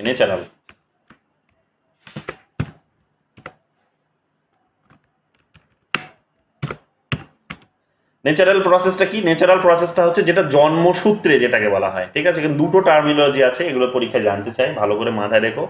একটাকে বলা হচ্ছে কি, একটা হচ্ছে রক্তের নীতি, এটাকেও দুটো ভাগে ভাগ করা যেতে পারে আর কি, টু টাইপস হতে পারে,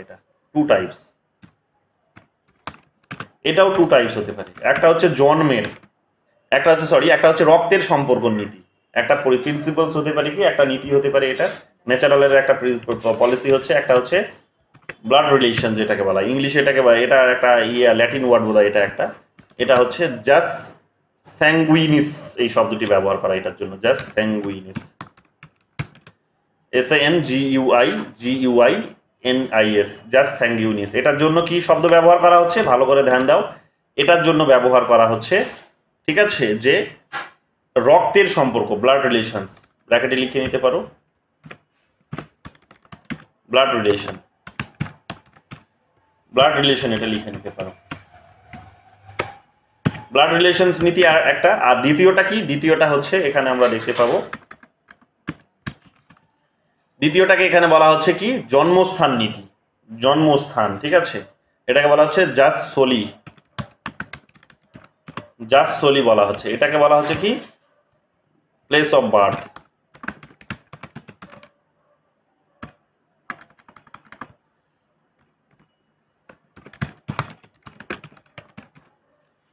বার্থ। এই দুটো নীতিতে কি হয়, ন্যাচারাল প্রসেসটা ডিসাইড হয়, ন্যাচারাল যেটাকে বলা হচ্ছে ন্যাচারাল। তো এটার মধ্যে আবার এখানে কতগুলো বিষয় আছে, ভালো করে জেনে নাও। সেটা কি, যেমন হচ্ছে যে জন্মস্থান নীতিটাতে প্রথমে চলে আসি, যে ভারত, সুইডেনের মতো, সুইজারল্যান্ডের মতো দেশগুলো এই ন্যাচারাল প্রসেসের উপর বিশেষ করে জোর দেয়। ন্যাচারালাইজেশন যে প্রসেস নেই তা নয়, ন্যাচারাল দুটোই আছে, বাট এটার উপর বেশি অ্যাপ্লিকেশন দেখতে পাই। ন্যাচারাল কি আছে সেখানে, জন্মস্থান নীতিটাতে প্রথমে আসো, ব্লাড রিলেশনস এটাতে আসো, সবই রক্তের সম্পর্কে প্রথমে আসো, রক্তের সম্পর্কে চলে আসো। রক্ত সম্পর্কে কি বলছে, রক্ত সম্পর্কে বলছে যে যদি তুমি যদি তোমার যদি তুমি মানে তো ধরো আমি বা যে কোনো একজন ব্যক্তিকে ধরে নিতে পারো, আমি তুমি কেন করছি, যে ভারতবর্ষের নাগরিক সে এবং তুমি তার সন্তান, তাহলে তার সঙ্গে তোমার রক্তের সম্পর্ক থাকার ফলে তুমি এখানকার কি পাবে, নাগরিকত্ব পেয়ে যাবে। বোঝা গেল? তুমি তার সঙ্গে তোমার রক্তের সম্পর্ক থাকার ফলে তুমি এখানকার নাগরিকত্ব পেয়ে যাবে। এটা গেল হচ্ছে কি, এটা গেল হচ্ছে ব্লাড রিলেশনের কনসেপ্ট। জাস্ট সোলিটা কি, যেটাকে বলা হচ্ছে place of birth. Place of birth হচ্ছে যে ভূখণ্ডে তুমি জন্মগ্রহণ করেছো সেই ভূখণ্ডের তুমি নাগরিক হবে। যে ভূখণ্ডে তুমি জন্মগ্রহণ করেছো সেই ভূখণ্ডের তুমি নাগরিক হবে। এই দুটোকেই বলা হচ্ছে ন্যাচারালাইজেশন প্রসেস। যেহেতু তুমি ওই ভূখণ্ডে জন্মগ্রহণ করেছো তাহলে ওই ভূখণ্ডের নাগরিক, এটা ন্যাচারাল একেবারেই। তো এখানে আমরা এটা দেখলাম। এবার এখানে এই রক্তের সম্পর্ক নীতিটা একটা স্বাভাবিক নীতি, এটা খুবই অ্যাপ্লিকেবল হয়, বিশ্বের বেশিরভাগ দেশ এটাকেই ফলো করে, ন্যাচারালাইজেশন প্রসেস বলে, যেটাকে বলা হচ্ছে ন্যাচারাল প্রসেস, রক্তের সম্পর্ক নীতি। কিন্তু তারা অনেকে এই ন্যাচারাল প্রসেসের মধ্যে জাস্ট সোলি যেটা প্লেস অফ বার্থ, সেটাকে অনেকে অল্প কিছু দেশ পাবে যেটাকে ফলো করে, বাকি সবাই ফলো করে না। না করার একটা কারণও আছে। কি কনসেপ্টটাকে বুঝে নাও। কনসেপ্টটা হচ্ছে যে আমি ভারতীয় নাগরিক, আমি এখন ধরে নাও আমার স্ত্রীকে নিয়ে, বিবাহ হয়নি আমার, বাই দ্য ওয়ে জেনে নিও, যে আমি এখন যাতায়াত করছি, হয়তো ধরে নাও এখন ইউরোপে যাচ্ছি, আমি ধরো ইউরোপে যাচ্ছি জাহাজে করে। তো যে জাহাজে আমি এখন হয়তো রয়েছি, সেই জাহাজটা যে দেশের, সেই দেশের নাগরিকত্ব আমার সন্তান পাবে যদি সে ওই জাহাজের মধ্যে জন্মগ্রহণটা করে। কারণ যে দেশের জাহাজ মানে কি, সেটা তার সম্পদ, সেটা তার এলাকা হিসেবে কনসিডার হবে, সেটা তার নিজস্ব ভূখণ্ড হিসেবে এক প্রকার কনসিডার হবে। তো স্বাভাবিকভাবেই যে নতুন সন্তান জন্মগ্রহণ করবে, সেই সন্তানের নাগরিকত্ব সে যে দেশের পাবে সেটা হচ্ছে যে জাহাজটা যে দেশের। বা হতে পারে যে তুমি কোনো একটা দেশে বেড়াতে গেছো, সেই দেশে গিয়ে তোমার দেখা গেল যে সন্তান, তুমি হয়তো বাবা বা মা হয়েছো, তাহলে তোমার সন্তান যে ভূখণ্ডে জন্মগ্রহণ করেছে, যে দেশের ভূখণ্ডে, সেই দেশের নাগরিকত্ব সে কিন্তু পাবে। এটা কিছু দেশ আছে, আমি বলছি আগে শোনো, কিছু দেশ আছে তারা এই সিস্টেমটাকে ফলো করে, বাট এটা একটা জটিল প্রসেস। কেন তার জটিল প্রসেস হচ্ছে এটাই, যে একজন দম্পতির হতেই পারে, যে একজন কাপলসের একাধিক সন্তান থাকতে পারে। তো হতে পারে যে তারা প্রথমবার বেড়াতে গেছিল যখন সুইডেনে, তখন গিয়ে সুইডেনে তাদের সন্তান হয়েছে। সেকেন্ড টাইম এগুলো মজাদার লাগে আর কি শুনতেও ব্যাপারগুলো। সেকেন্ড টাইম দেখা গেল যে তাদের সন্তান হয়েছে, দেখা গেল যে সেখানে আফ্রিকার কোনো একটা দেশে হয়েছে, তাহলে সে আবার দেখা গেল যে ভারতীয় নাগরিক। তাহলে একটা সন্তান কি সেখানে রেখে আসবে, সুইডেনে রেখে আসবে, দ্বিতীয় সন্তানটাকে কি আফ্রিকাতে সেখানে রেখে আসবে, আর তারা কি এখানে ইন্ডিয়াতে এসে বসবাস করবে? এটা তো হয় না। তো এটা একটা জটিল প্রসেস, এটা একটা সমালোচনামূলক একটা কিন্তু প্রসেস, যে জন্মস্থান নীতিতে হয়তো নাগরিকত্ব দেওয়া হচ্ছে ঠিকই, বাট এটা অ্যাপ্লিকেবলটা এর কিন্তু খুবই কমপ্লিকেটেড। যে নাগরিকত্ব দিচ্ছে, এরাই তখন দ্বন্দ্বের মধ্যে পড়ে যায় যে আমি কোনটা নাগরিকত্ব নেব। বা অনেক সময় হয়ে যায় যে দেশে তারা নাগরিক, সেই দেশের তরফ থেকেও একটা প্রতিবন্ধকতা থাকে, যেহেতু তুমি ওই দেশে গিয়ে জন্ম দিয়েছো, তাহলে ওই সন্তান এই দেশের বলে কনসিডার হবে না। এটা হতে পারে, কিন্তু এটা করে না অনেক দেশ, বাট এটা হলেও হতে পারে। কোনো দেশ হয়তো বদমাশি করে, কোনো হয়তো বদমাশ শাসক পাওয়ারে এসে হয়তো দেখা গেল এই ধরনের কনসেপ্ট অবলম্বন করতেই পারে জনসংখ্যা কমানোর জন্য। ঠিক আছে, তো যাই হোক, তো এগুলো একটু মাথায় রেখো যে এগুলো কিন্তু একটা জটিল প্রসেস, এগুলো মাথায় রেখো। এগুলো আর্গুমেন্টগুলো মাথায় থাকলে আগামী দিনে অনেক চিন্তা ভাবনা, নতুন চিন্তা ভাবনা তোমাদের খুলবে। তো এটা কিন্তু হয়। তো ফলে কি হয়, এখন এটা ডিপেন্ড করছে কি, যে এটার আবার একটা নতুন একটা রাস্তা হতে পারে, একটা সমাধানমূলক রাস্তা হতে পারে এটা, যে বাচ্চাটির উপর ছেড়ে দেওয়া হচ্ছে যে যতক্ষণটা সে প্রাপ্তবয়স্ক হচ্ছে ততক্ষণ তাকে তার বাবা মাই লালন পালন করবে, তাকে বড় করে তুলবে। যখন সে প্রাপ্তবয়স্ক হবে তখন সে কোনো একটা দেশে নাগরিকত্ব চুজ করতে পারে, এটা তার উপর ডিপেন্ড করছে। তো এইরকমেরও একটা কনসেপ্ট সেখানে কিন্তু সমাধানমূলক কনসেপ্ট হিসেবে কিন্তু বেরিয়ে আসে। তো ন্যাচারাল প্রসেসটা হচ্ছে এটাই। তবে এটা আমরা জেনারেলি দেখতে পাই যে তার বাবা মাদের সঙ্গেই তারা থাকতে চায়। অনেক সময় দেখতে পাই যে না, হ্যাঁ, তার যেহেতু তার অপশনটা আছে, তারা ওখানেই চলে যায়। তো এইগুলো আছে, যেমন তোমরা দেখবে আলিয়া ভাট বোধহয় সেখানে দেখবে ইউকের বোধহয় তার সিটিজেনশিপ ছিল, এগুলো আমরা দেখেছি। তো এই সমস্ত কনসেপ্টগুলো আছে, এগুলো ডিটেলসে আমরা গভীরে জানি না, মানে এই কিভাবে এগুলো তারা পেয়েছে, বাট হ্যাঁ ছিল, কিছু মানুষ আমাদের ভারতবর্ষের আছে যারা বহুল চর্চিত হয়, তাদের বিদেশি নাগরিকত্ব তাদের ছিল। তো সেটা ন্যাচারাল নাকি ন্যাচারালাইজেশন, সেটা এখন কন্ট্রোভার্সির বিষয়, বা সেটা এখন পর্যাপ্ত প্রমাণের বিষয়, বাট এইগুলো হয়। তাহলে এই দুটো বিষয়কে এখানে মাথায় রাখবে। এগুলো আর আমি আর এক্সপ্লেন লিখছি না, কেটে দিলাম।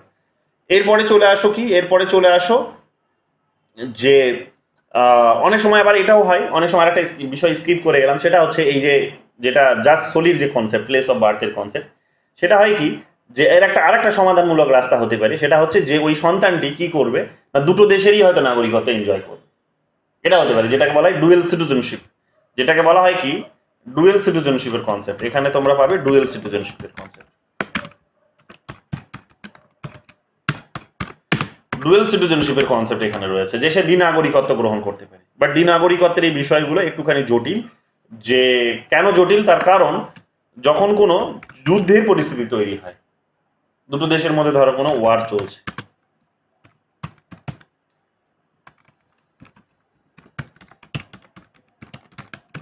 যে যখন কোনো যুদ্ধের পরিস্থিতি চলছে তখন কি হবে, তখন ওই সন্তানটির জন্য বা ওই মানুষটির জন্য কিন্তু একটা ডিলেমার প্রশ্ন তৈরি হয়।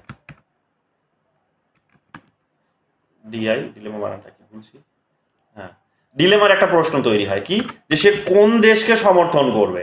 তখন তাকে কি করতে হয় না সমালোচনার মুখে পড়তে হয়, তাকে সমালোচনার মুখে পড়তে, যেমন এটা নিয়ে বারবার সমালোচনার মুখে পড়তে হয়েছে, দেখবে আলিয়া ভাট থেকে শুরু করে অক্ষয় কুমারকে পড়তে হয়েছে। কেন? কারণ যখনই আমাদের দেখবে কানাডার সঙ্গে সম্পর্ক খারাপ হয়, তখনই দেখবে ওই অক্ষয় কুমার তখন দেখবে খবরের কাগজে চলে আসে, হেডলাইনে চলে আসে। মানে লোকাল মানুষ, দেশীয় মানুষ তখন রাগ দেখানোর একটা হয় না, যে কাছে পিঠে যে থাকে যাকে থাকে, মানে রাগ হলে কি হয়, অন্য কারো উপর রাগ হলে তাকে যদি তুমি তার উপর প্রতিশোধ নিতে না পারো তখন কি করো, এটাই হয় অনেক সময় না, যে বাবা মায়ের উপর রাগ হয়েছে, কিছু বলতে পারছি না, হাতের কাছে ভাই আছে, তাকে ধরে পিটিয়ে দিলাম, ঠিক আছে, এটা হয়। তো এরকমই হয় আর কি, যে যখনই কানাডার সঙ্গে আমাদের এই ধরনের টেনশনস গুলো কাজ করে ইন্ডিয়ার সঙ্গে কানাডার, তখনই কি তার রাগের তখন দেখবে বই প্রকাশ হয় কার উপরে, অক্ষয় কুমারের উপরে, যে এই লোকটি কানাডার নাগরিকত্ব নিয়ে বসে আছে, একে দেশ থেকে বের করে দেওয়া উচিত, কেন রাখা উচিত, ইনকাম করছে এখানে, সংসার প্রতিপালন করছে এখানে, সবকিছু করছে এখানে, কিন্তু না কানাডা শত্রু দেশের নাগরিকত্ব নিয়ে বসে আছে। তো এই ধরনের সমালোচনাগুলো তাকে অসংখ্যবার শুনতে হয়েছে, বেচারা শুনে কান পচে গেছে, দেখে বাধ্য হয়ে এখন সে কি করলো, যে ইন্ডিয়ারই নাগরিকত্ব নিয়েছে। তো যাই হোক, এগুলো আমরা দেখতে পাই। তো এগুলো তোমরা মাথায় রেখো, তো এটা একটা ডিলেমার বিষয়। তো এই সমস্ত কনসেপ্টগুলো মাথায় রেখো, এগুলো পরে কাজে আসতে পারে। এটা গেল তো তাহলে আমাদের কি ন্যাচারাল প্রসেস। এবার তোমরা চলে আসো ন্যাচারালাইজেশনের যে প্রসেসটা, ঠিক আছে, বা ন্যাচারালাইজড যে প্রসেস, সেটার পর আলোচনায় চলে আসো। কি ওটা? এটা একটু কন্ট্রোভার্সির বিষয়। এখানে যত কন্ট্রোভার্সিগুলো হয়ে থাকে, গোটা বিশ্বের বিভিন্ন দেশে কন্ট্রোভার্সি হয়ে থাকে, আমাদের দেশেও এই প্রসেসটাকে নিয়েই একটা বড় কন্ট্রোভার্সি দীর্ঘদিন ধরেই চলছে, ঠিক আছে। ন্যাচারালাইজেশনের যে প্রসেসটা কি, এটা হচ্ছে যে একজন ব্যক্তি কি হতে পারে, যে সেখানকার দেশের ব্যক্তি হতে পারে, কিংবা ইন্ডিভিজুয়াল হতে পারে, কিংবা গ্রুপ হতে পারে। এটা ভালো করে মাথায় রাখো। VIDUAL, individual or group or both, দুটোই হতে পারে, ঠিক আছে। এটা দুটোই হতে পারে, কি যে কোনো একজন ব্যক্তি হতে, বলো কি জিজ্ঞেস করছো? আচ্ছা স্যার, আলিয়া ভাট কি মানে ইন্ডিয়ান সিটিজেনশিপ নিয়েছে? এক্সাক্ট জানা নেই আমার, বোধহয় নিয়েছে, ইউকে এর নাগরিকত্ব ছিল তার। কেন আমাদের তো ভারতের ডুয়াল সিটিজেনশিপ নেই। তো হ্যাঁ, তো এটা আমরা দেখতে পাবো কি ন্যাচারালাইজেশনের যে প্রসেসটা, সেই প্রসেসে আমরা কি দেখতে পাই? ন্যাচারালাইজেশনের প্রসেসে আমরা দেখতে পাবো যে এখানে ইন্ডিভিজুয়াল কিংবা গ্রুপ কিংবা দুটোই হতে পারে, তারা কি করতে পারে, ন্যাচারালাইজেশন প্রসেসে তারা কিন্তু নাগরিকত্ব পেতে পারে। ন্যাচারালাইজেশন প্রসেসটা কি? অর্থাৎ এখানকার সরকারের কাছ থেকে অনুমোদন পেয়েছো, যে অনুমোদনের ভিত্তিতে তুমি নাগরিক হিসেবে কনসিডার হবে, অনুমোদনের ভিত্তিতে তুমি নাগরিক হিসেবে কনসিডার হবে, ঠিক আছে, নাগরিক হিসেবে তুমি কনসিডার হবে। কিন্তু এখানে যেমন হচ্ছে কি, যে ব্যক্তিগত অনুমোদন হতে পারে বা ইন্ডিভিজুয়াল অনুমোদনের কনসেপ্টটা কি, যে একজন ব্যক্তি সে অন্য দেশ থেকে এই দেশে এসেছে, যেমন দেখবে পাকিস্তানের কোনো একজন নাগরিককে নাগরিকত্ব দিল, বোধহয় কোনো একজন সিঙ্গারকে, তাই না, এই কন্ট্রোভার্সির মাঝেই একজন সিঙ্গারকে দেখবে পাকিস্তানের, তাকে কোন নাগরিকত্ব দিয়েছে, গুগল করবে পাবে, ইন্ডিয়াতে দিয়েছে।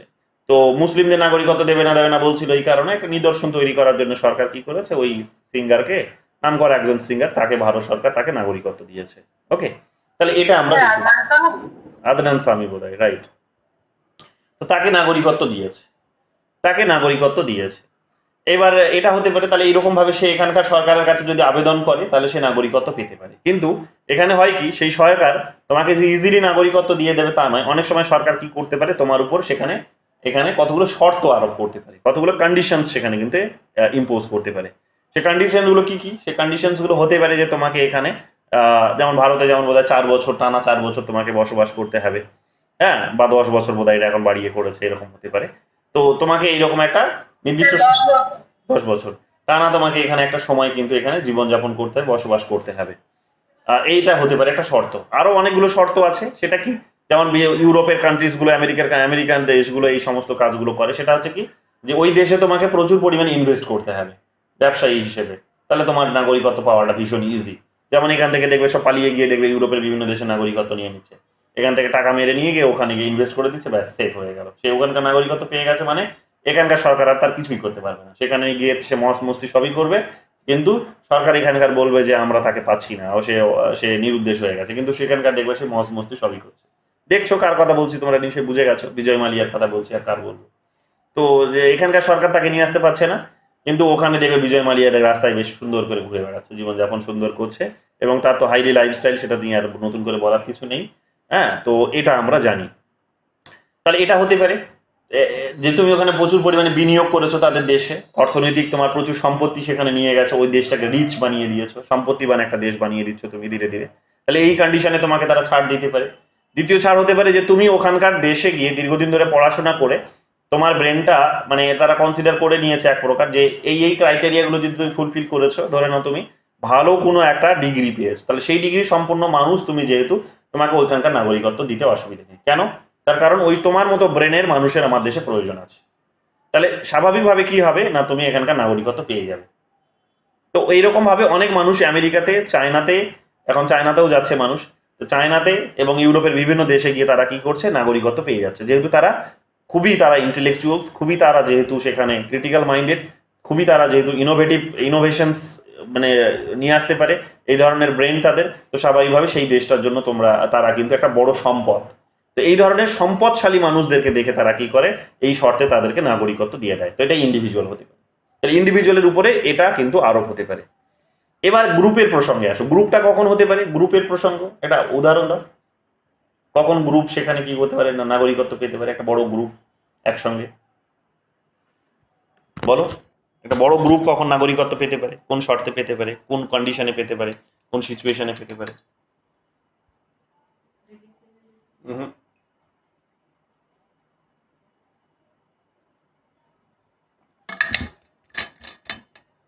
বুঝতে পারছো? এটা তোমাদের পড়াশোনাগুলো, চর্চাগুলো মনে হতে পারে খুবই সহজ, কিন্তু যখন প্রশ্ন করব তখন তোমাদের পরিষ্কার বোঝা যাবে যে তোমরা খবরের কাগজ কেউ পড়ো না, কিংবা যেটা পড়াশোনা করে। ক্ষেত্রে তো হতে পারে যে আমেরিকাতে ধরুন অনেক সংখ্যক ভারতীয় আছে, বা কানাডাতে অনেক সংখ্যক পাঞ্জাবি আছে, তো ওখানে খালিস্তানি প্রোপাগান্ডাকে আর কি সরকার মানে ব্যান করতে পারছে না স্বেচ্ছায়, তো এটা গ্রুপে কাজ করছে। না না না, তো এটা সহজ মনে হতে পারে তোমাদের, যে আলোচনাটা তো খুবই সহজ, কিন্তু যখন তোমাদেরকে আমি যেহেতু জিজ্ঞেস করছি, তখন তোমাদের কাছে যখন উত্তর থাকছে না, তখন যে ইঙ্গিতটি আমি পাচ্ছি সেটা হচ্ছে তোমরা আইদার খবরের কাগজ পড়ো না, আর নইলে তোমরা পড়তে বসে তোমরা মন দিয়ে পড়াশোনাটা করো না, আর নইলে আরেকটা সমস্যা হয় তোমাদের, সেটা হচ্ছে তোমরা প্রসেস করার হয় সময় পাও না, নইলে সময় দাও না নিজেকে।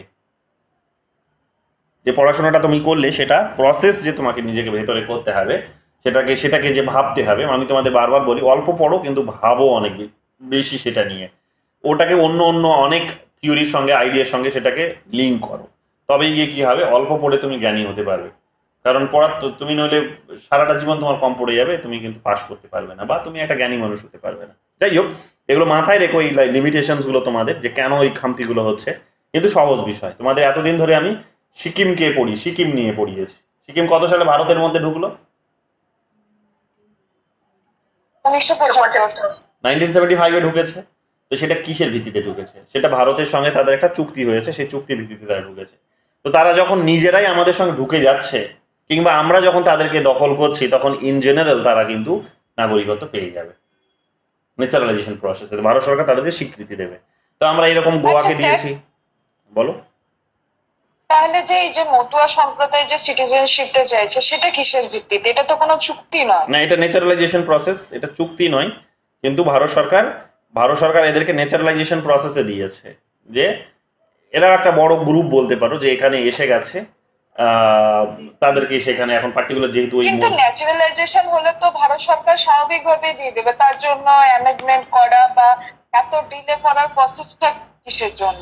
আসছি সেই আলোচনায়। তো এখানে আমরা কি দেখতে পাবো যে যেহেতু তারা ওই ভূখণ্ডটা আমাদের মধ্যে চলে এসেছে, তো স্বাভাবিকভাবে ওই ভূখণ্ডের মধ্যে বসবাসকারী মানুষগুলো ভারতীয় নাগরিকত্বের সিলমোহরটাও পেয়ে যাবে। তাহলে তাদেরকে স্বীকৃতি দেওয়া হলো, তারা ইন জেনারেল রক্তের সম্পর্ক কিংবা তারা হচ্ছে আমাদের ওই অঞ্চলে বসবাস করছে বলে ওই অঞ্চলটা তো আমাদের নয়, কাজে এই দুটো কন্ডিশনই তাদের উপরে অ্যাপ্লাই হয় না। তাহলে তাদেরকে কিন্তু একটা কাগজ ধরিয়ে দেওয়া হলো যে এখন থেকে তুমি এই কাগজটা তোমার কাছে থাকবে, তুমি ভারতীয় নাগরিক বলে বিবেচিত হলে। তাহলে একটা গ্রুপকে এরকম ভাবে কনসিডার করা হচ্ছে।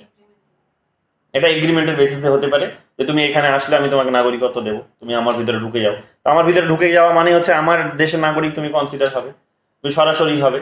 তোমাকে এটার জন্য আর 10 বছর অপেক্ষা করতে হবে না। বাকিরা যেমন এসেছে 10 বছর অপেক্ষা করেছে তারপর পেয়েছে, তুমি 10 বছর অপেক্ষা করতে হবে না, তুমি ইমিডিয়েট বেসিসে পেয়ে যাবে, কারণ তুমি ভূখণ্ড হিসেবে এসেছো। বা অনেক সময় হতে পারে কোনো ধর্মের মানুষ এসেছে, তাদেরকে ওয়েট করালো, হতেও পারে যে তুমি 10 বছর অপেক্ষা করো, যেমন এই মতুয়াদেরকে করিয়েছে যে তুমি যেহেতু 14 সালের আগে তুমি এসেছো, তো তোমাকে নাগরিকত্ব দেওয়া হলো। এটা হচ্ছে তার কারণ এটার প্রতি একটা পলিটিক্যাল প্রেশার কাজ করছে, এখানকার পলিটিক্যাল সিস্টেম কাজ করছে, তারা এখানকার অর্থনীতির সাথে মিশে গেছে, তারা এখানকার রাজনীতির সাথে মিশে গেছে। এখন এটাকে হঠাৎ রাতারাতি বদল ঘটালে ইতিহাসের অনেক কিছুই বদল ঘটবে, এবং অনেক কিছু যেহেতু বদল ঘটানো সম্ভব নয়, তো স্বাভাবিকভাবে তাদেরকে নাগরিকত্ব দেওয়াটাই বেটার। এবং অলরেডি তারা নাগরিকত্ব তুমি না দিলেও তারা কিন্তু ঘুরপথে সবাই নাগরিক। কিরকম 2-4 জনের কাছে হয়তো সেখানে আধার কার্ড নেই, তাদের কাছে হয়তো ভোটার কার্ড নেই, কিন্তু এটা তো তুমি ডিনাই করতে পারবে না যে নাগরিক বলতে তুমি কি বোঝাতে চাইছো, যে এখানকার সরকারকে এখানে যে সমর্থন করে, আনুগত্য প্রদান করে এবং সরকার তাদেরকে প্রোটেকশন দেয় বিপরীতে, এটাই তো নাগরিকত্বের প্রধান শর্ত। এবং সেটা বিবেচিত হয় ভোটার কার্ড দিয়েই বলতে পারো, এটা যে নয় তা নয়, হয়তো সরকার এখন বিভিন্ন এক্সকিউজ দিতেই পারে, কিন্তু এটা তুমি কোনোভাবেই ইগনোর করতে পারবে না যে তাদের কাছে ভোটার আইডেন্টিটি আছে, মানে তারা সরকারকে আনুগত্য দেয়, তারা সরকারের প্রতি বা দেশের প্রতি তারা এখানে কতগুলো ডিউটি পালন করে এবং স্বাভাবিকভাবে তারা নাগরিক। এবং তারা অন্যায় উপায় অবলম্বন করলেও সেটার প্রমাণ তো তোমার কাছে নেই, সরকারের কাছে নেই। তাহলে তুমি বলছো তারা নাগরিক নয়, এবার তুমি আবার তাদেরকে বেনাগরিক করার জন্য তোমার কাছে যে প্রমাণগুলো দরকার সেটাও তোমার কাছে নেই, কারণ ওদের কাছে পর্যাপ্ত পরিমাণে রেকর্ড রয়েছে, কাগজ আছে। তো সেই কাগজটাকে তুমি ইগনোর করবে কি করে? তো এগুলো রাজনীতির গেম, এগুলো কোনো এই সমস্ত গেমগুলো কোনো শর্তের মধ্যেই পড়ে না, যখন যে সরকার আসে তখন সেই রকম ভাবে করে। বাট এটা একেবারে স্বাভাবিক কথা, যেহেতু তারা ইকোনমির মধ্যে মিশে গেছে, যেহেতু তারা এখানকার পলিটিক্যাল সিস্টেমের সঙ্গে মিশে গেছে, যেহেতু তারা এখানে এক প্রকার তাদের পিঢ়ির পর পিঢ়ি এখানে যেহেতু বংশ বিস্তার করে নিয়েছে, তো তাদেরকে উৎখাত করতে যাওয়া মানে হচ্ছে বিশাল বড় একটা কিন্তু কন্ট্রোভার্সি ক্রিয়েট হবে।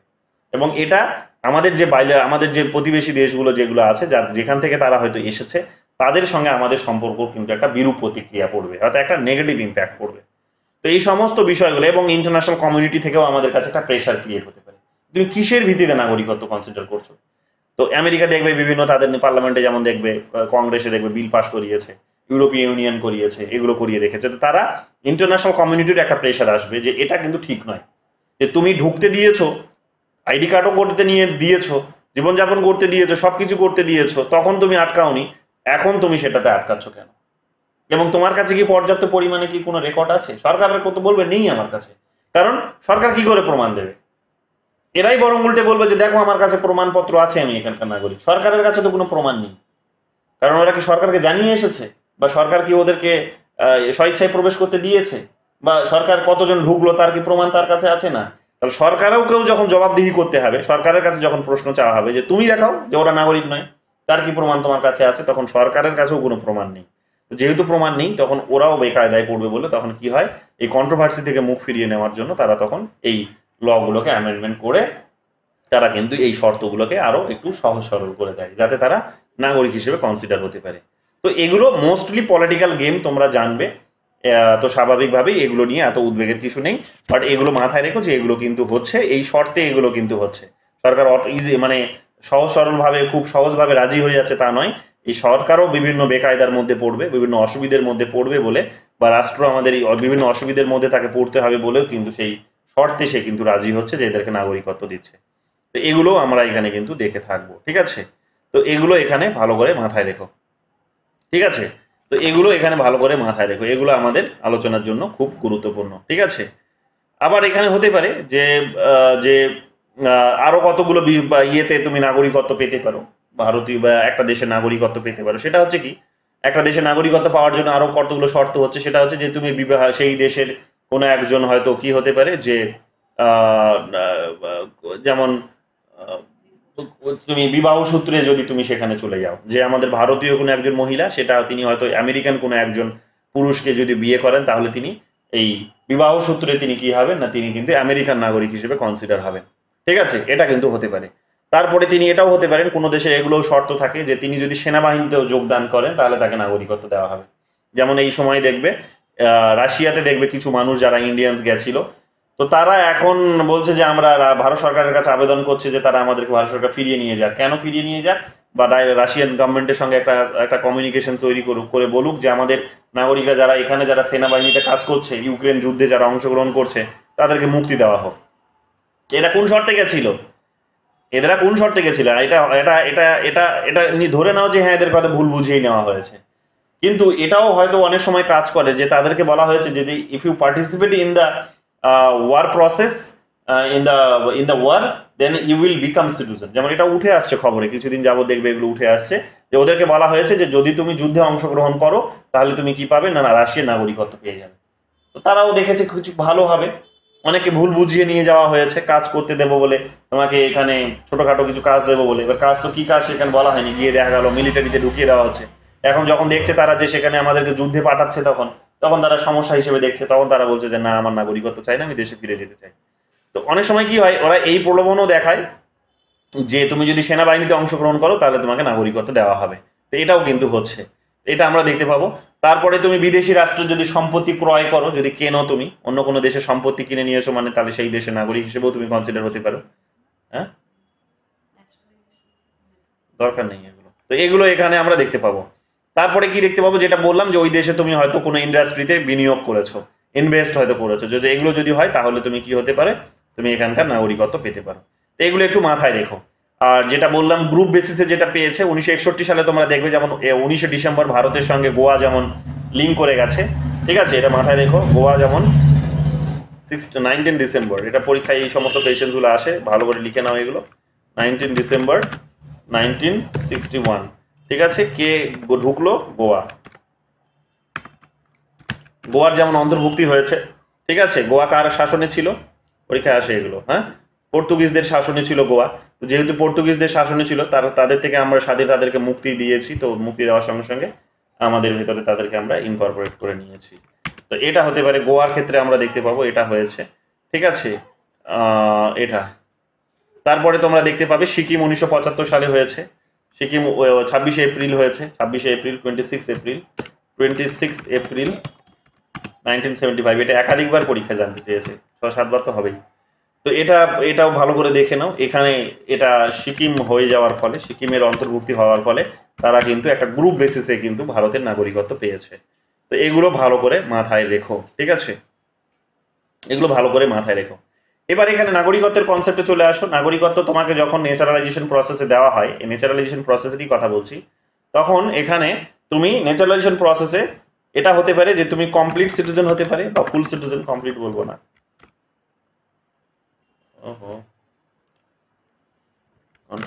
ফুল সিটিজেন হতে পারে, ফুল অর পার্শিয়াল সিটিজেন বলতে পারো। ঠিক আছে, ফুল অর পার্শিয়াল সিটিজেন হিসেবেও তিনি কিন্তু বিবেচিত হতে পারে। কখন কিভাবে হতে পারে এই কনসেপ্টগুলো একটু জেনে নাও। এগুলো আমাদের আমেরিকান পলিটিক্যাল সিস্টেম পড়তে গেলে লাগে। এগুলো কি পাবো আমরা এখানে? আমরা পাবো এখানে ফুল সিটিজেন বলতে কি বোঝায়? ফুল সিটিজেন বলতে বোঝায় যে তুমি যদি সেখানকার পলিটিক্যাল সিস্টেমে অংশগ্রহণ করতে পারো, পার্টিসিপেট করতে পারো, যে তুমি ভোটে দাঁড়াবে, ভোট দেবে, তুমি ভোটে প্রচার করতে পারবে, এই সমস্ত কাজগুলোতে যদি তুমি করতে পারো তাহলে তোমাকে মোটামুটি ধরে নাও তুমি ফুল সিটিজেন। অর্থাৎ participation in political process, participation in political process. তো পার্টিসিপেশন ইন পলিটিক্যাল প্রসেস যদি হয় তাহলে তুমি ফুল সিটিজেন হিসেবে কনসিডার হবে। Participation political process can be considered as full citizen, right? কিন্তু পার্শিয়াল সিটিজেনশিপের কনসেপ্টটা কি তাহলে? পার্শিয়াল সিটিজেনশিপের কনসেপ্টটা হচ্ছে যে তুমি হয়তো ভোট দিতে পারবে, তুমি হয়তো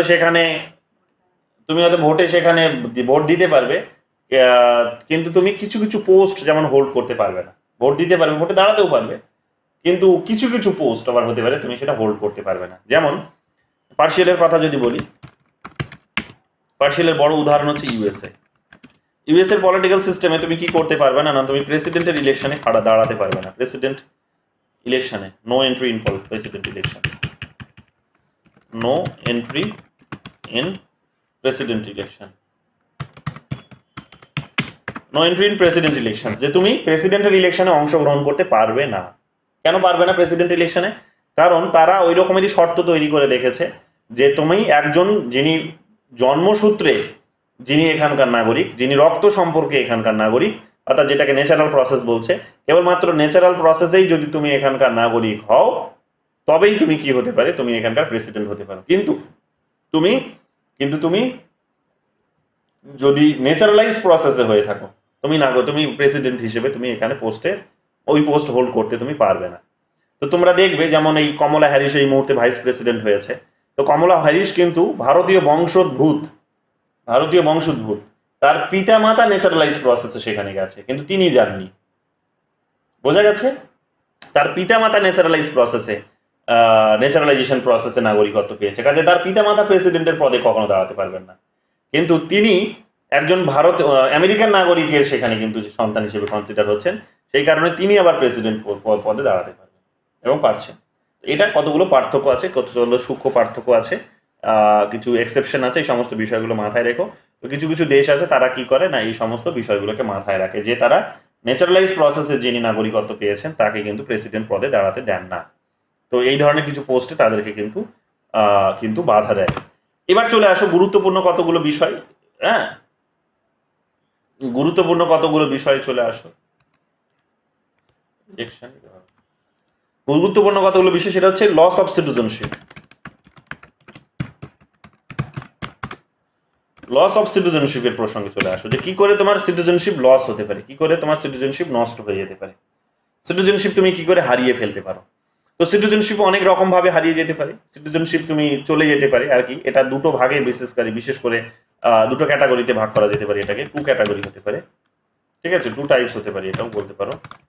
টু টাইপসে এটা তোমার লস হতে পারে। কি কি লস হতে পারে? একটা হচ্ছে যে তুমি স্বেচ্ছায় করছো, যেটা হচ্ছে তোমার স্বেচ্ছায়, এটাকে কি বলা হয় ইংলিশে, একটা সুন্দর ওয়ার্ড আছে, স্বেচ্ছায় বলা হয় এটাকে উইলফুলি বলতে পারো, ঠিক আছে, উইলফুলি বলতে পারো।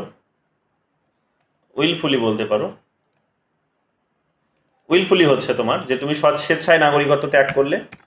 আর একটা হতে পারে কি, আর একটা হতে পারে তোমার কি, যে অস্বেচ্ছাকৃত, আনউইলফুলি বলতে পারো, আনউইলিংলি।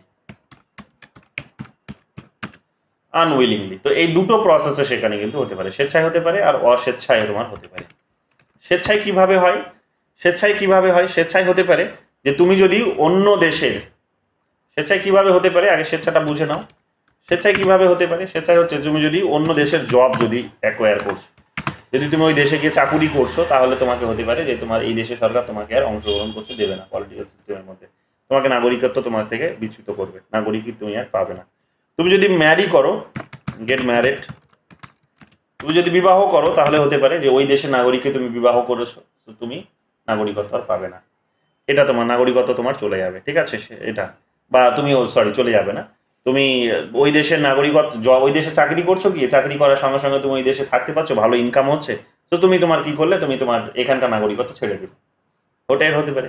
তুমি বিবাহ করে ওখানে চলে গেলে, তো তুমি তোমার স্বামীর নাগরিকত্ব পাবে, তো এখানকার নাগরিকত্ব তুমি স্বেচ্ছায় এই কারণে তুমি ছেড়ে দিলে, কারণ বিবাহ করা মানে এখানকার তোমার কিন্তু চলে যাবে, ঠিক আছে। না, উইলিংলি না হবে কেন, কি না ছাড়তে পারে, কিন্তু ডুয়েল সিটিজেনশিপের তো কনসেপ্ট নেই, না, এটা হয় না। তো এটা কিন্তু হয়। তারপরে আমরা কি দেখতে পাবো, তো এগুলো হতে পারে, ঠিক আছে, এগুলো কিন্তু হতে পারে। অ্যান্ড আনউইলিংলিতে আমরা কি পাবো, যে অস্বেচ্ছায় সে ছাড়ছে, অস্বেচ্ছায় সে কখনো মানে অনেকেই আছে যে ছাড়তে চায় না, তার কিন্তু কিছু করার নেই, জোর জবরদস্তি চলে গেল তার নাগরিকত্ব, কি আর করা যাবে। সেটা কি আছে, এটা যেমন হচ্ছে যে তুমি সেনাবাহিনী থেকে যদি পালিয়ে যাও, ঠিক আছে, ইফ ইউ লিভ আর্মি, যদি তুমি সেনাবাহিনী থেকে পালিয়ে চলে যাও এবং অন্য দেশের সেনাবাহিনীতে যদি গিয়ে যোগদান করে যাও, এটা হতেই পারে। অনেক সময় যেমন রাশিয়ার ক্ষেত্রে হলো না, তাদের যে নিজস্ব সেনাবাহিনী, যেমন যারা দেখবে ইউক্রেনে যাচ্ছিল, তারা দেখবে গিয়ে উল্টো দিকে তারা রাশিয়ার দিকে ফিরে এসে তারা কিন্তু রিভল্ট করার জন্য আসছে। তো রাশিয়া তখন তাদেরকে সঙ্গে সঙ্গে কিন্তু বেনাগরিকত্ব ঘোষণা করে দিল। নাগরিক নয় তারা, কারণ তুমি দেশদ্রোহ করেছো। তো এই দেশদ্রোহিতার কারণে তোমার কি হতে পারে, যে তোমার চলে যেতে পারে, এটা হতে পারে। তারপরে এখানে কি হতে পারে, দেশদ্রোহিতাও আর একটা কনসেপ্ট হতে পারে, সেখানে যেটাকে বলা হয় সেডিশন, তাই তো? সেডিশন হতে পারে। দেশদ্রোহ করছো তুমি, সরকার রাষ্ট্রের বিরুদ্ধে তুমি নাশকতামূলক হয়তো কাজ করছো, কিছু টেরোরিস্ট অ্যাক্টিভিটিস, তো দেশদ্রোহিতা হিসেবে সেগুলো কনসিডার হয়, সেগুলো হতে পারে। ঠিক আছে, তুমি কোনো দেশের জব হয়তো সেখানে গিয়ে করছো, এটাও হতে পারে। তুমি স্বেচ্ছায় ছাড়ছো না, কিন্তু যেটা বললে তুমি জব করছো সেখানে কিন্তু তোমার অটোমেটিক চলে যাবে। এটা তোমার ইচ্ছে নেই, তুমি ভাবছো দুটো দেশেই থাকবো আমি, কিন্তু ওই দেশে জব করছো, এমন একটা জব যেটা হয়তো এই দেশে সরকার অ্যালাউ করে না, তো ফলে তোমার কিন্তু চলে যেতে পারে। আরটা কি হতে পারে, তুমি যদি লং রান অ্যাবসেন্স যদি থাকে, যদি তোমার অ্যাবসেন্স থাকে, যে এই দেশে তুমি দীর্ঘদিন থাকছো না, তাহলে তোমার নাগরিকত্ব কিন্তু চলে যাবে। লং রানে যদি তুমি দেশে ফিরে না আসো, তাহলে এটা কিন্তু হতে পারে। ঠিক আছে, এগুলো কিন্তু কন্ডিশনস কতগুলো, যে তোমার নাগরিকত্ব চলে যেতে পারে। ঠিক আছে, এগুলো ভালো করে মাথায় রেখো। এরপরে আমরা দেখতে পাবো যে স্টেটলেস মানুষেরও কনসেপ্টগুলো এবার আমরা একটু দেখে নিই, যে যদি তুমি অন্য দেশে পালিয়ে যাচ্ছ, অনেক সময় যুদ্ধের পরিস্থিতি হলে কি হয়, যেমন দেখবে আফগানিস্তানে প্রচুর মানুষ এই যুদ্ধের পরিস্থিতিতে তারা দেশ থেকে পালিয়ে গেল। তারা যেহেতু দেশ থেকে পালিয়ে গেল, তারা বেনাগরিক হয়ে গেল, তারা আর নাগরিকত্ব পাবে না, আর ফিরে আসলেও তাদেরকে সরকার আর এখানে কিন্তু গ্রহণ করবে না। ঠিক আছে, এটা হতে পারে। বা অনেক সময় হতে পারে এই যে বললাম, যে যেটা তারা মানে রিফিউজি হিসেবে তারা চলে যাবে তখন সেই সময়। ঠিক আছে, তো এগুলো হতে পারে। যাই হোক, এই বিষয়গুলো একটু মাথায় রাখো। তো অনেক দেখবে নাগরিক তারা কি করে না, অন্য দেশ থেকে এখানে এসে চলে আসে, তখন তাদেরকে কি করা হয় না, তারা যদি এখানকার অসৎ উপায়ে এখানে থাকতে চেষ্টা করে, তখন সরকার তাদেরকে জেলে ভরে দেয়, তাদেরকে কিন্তু জেলে ডিটেনশন ক্যাম্প যেগুলোকে বলা হচ্ছে, সেই ডিটেনশন ক্যাম্পে তাদেরকে কিন্তু পাঠিয়ে দেয়। ঠিক আছে, এগুলো আমরা কিন্তু দেখতে পাই। এবার একটা আলোচনা এখানে চলে আসে, একটা আলোচনা হচ্ছে কি গুড সিটিজেনের কনসেপ্ট। গুড সিটিজেন কিভাবে তুমি হবে, গুড সিটিজেন হওয়ার কতগুলো শর্ত আছে। সেই শর্তগুলো কি কি, যে গুড সিটিজেন তুমি তখনই হিসেবে বিবেচিত হবে যখন তুমি কি করবে না, যখন তুমি কতগুলো মানে বুদ্ধিমত্তা নিজে শো করবে, যেটাকে বলা হচ্ছে কি, যেটাকে লর্ড ব্রাইস এখানে 3টে কোয়ালিটির কথা বলছেন। লর্ড ব্রাইস ভালো করে লিখে নাও। Lord Bryce showed 3 qualities. Price বানানটা মনে হয় ভুল হয়েছে, BRYC হবে না, ব্রাইস। হ্যাঁ, লর্ড ব্রাইস showed 3 qualities, 3টে কোয়ালিটিজের কথা বলেছিলেন, যে একজন নাগরিক তিনি সুনাগরিক হতে পারেন, একটা ভালো নাগরিক হতে পারেন তখনই যখন 3টে শর্ত তিনি পালন করবেন, বা তার যখন 3টে কোয়ালিটি থাকবে। কি কি কোয়ালিটি? একটা হচ্ছে ইন্টেলিজেন্স, INTELLEGENCE, ইন্টেলিজেন্স না, ভুল হলো বানানটা, INTELLI।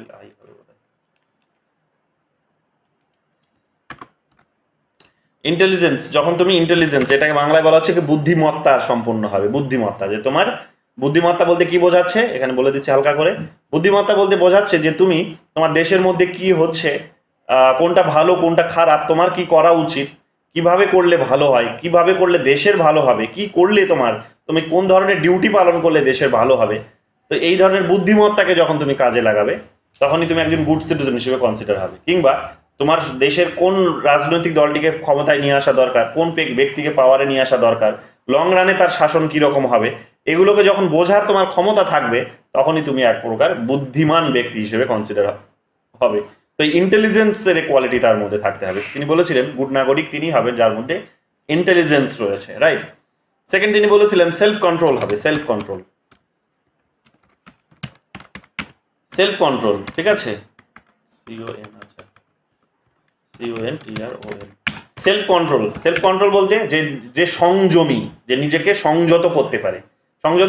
অনেক সময় কি হয়, ব্যক্তির মধ্যে একটা তার সেলফিশ ইগো আছে, একটা তার নিজস্ব একটা সেলফ ইন্টারেস্ট একটা সবসময় কাজ করে, আর একটা তার সোসাইটির ইন্টারেস্টকে সে সবসময় সেটাকেও প্রোটেক্ট করার চেষ্টা করে।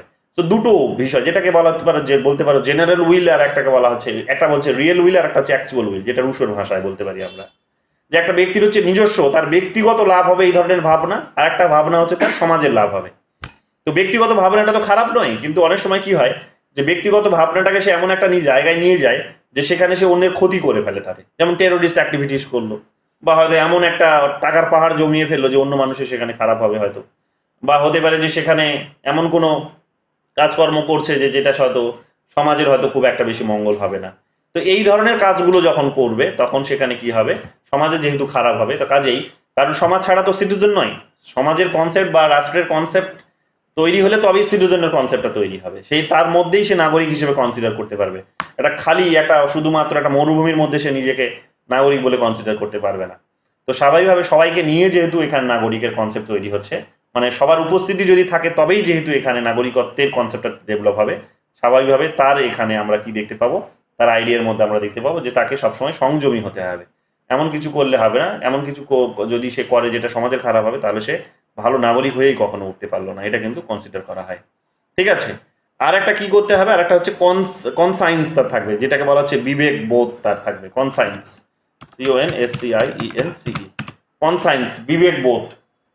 বিবেক বোধ মানে ওটাই যে তাকে, তার একটা দৃষ্টিভঙ্গি থাকতে হবে, তার নৈতিকতা থাকতে হবে, তার নীতি নৈতিকতা থাকতে হবে, তার স্বাধীন চেতনা থাকতে হবে, তার তার বিবেক বোধ থাকতে হবে এই ধরনের, যে সে মানে মানে এমন কিছু করবে না যে সেটা হয়তো সকলের মঙ্গলটাকে হয়তো নষ্ট করবে, ওটাই আর কি বিবেকবোধ। যে বিবেকবোধে সবসময় এটাকেও ভাবতে হবে, যেটা অ্যারিস্টটলের ভাবনা, যেটাকে বলেছিলাম বলতে পারো যে অ্যারিস্টটলের ভাবনা আমরা কি দেখে যে সকলের মঙ্গলের কথা বলেছিলেন, অ্যারিস্টোক্র্যাটদের তিনি সমর্থন করেছিলেন, তার কারণ অ্যারিস্টোক্র্যাটরা কি করতে পারে না, কোয়ালিটিটাকে মেনশন করতে পারে, মেনটেন করতে পারে, কোয়ালিটিকে মেনটেন করতে পারে, তার কাজের মধ্যে সবসময় কোয়ালিটি তৈরি, মানে কোয়ালিটির একটা বহিঃপ্রকাশ দেখতে পাওয়া যায়, তার কাজকর্মগুলো সমাজের উন্নতিতে কাজে আসে। তো এই ধরনের একটা বিবেকবোধ তার কিন্তু থাকতে হবে।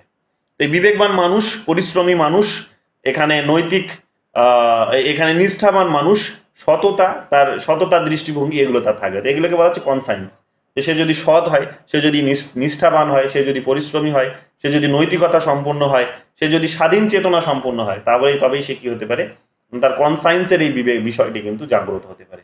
তো এই ধরনের বিষয়গুলো নিয়েও কিন্তু সিটিজেনশিপের কনসেপ্ট গড়ে উঠতে পারে। তো এগুলো হচ্ছে কোয়ালিটি অফ সিটিজেনশিপ, যেটা লর্ড ব্রাইস তিনটে কোয়ালিটির কথা এখানে কিন্তু বলেছিলেন। ঠিক আছে, এবার একটু বাধাগুলো কি কি আছে দেখো, হিন্ড্রেন্সেস গুলো কি কি আছে। হিন্ড্রেন্সেস,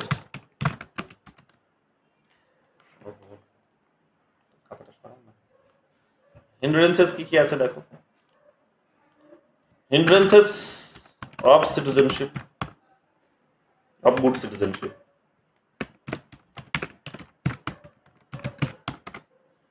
হিন্ড্রেন্সেস অফ গুড সিটিজেনশিপ কি কি আছে,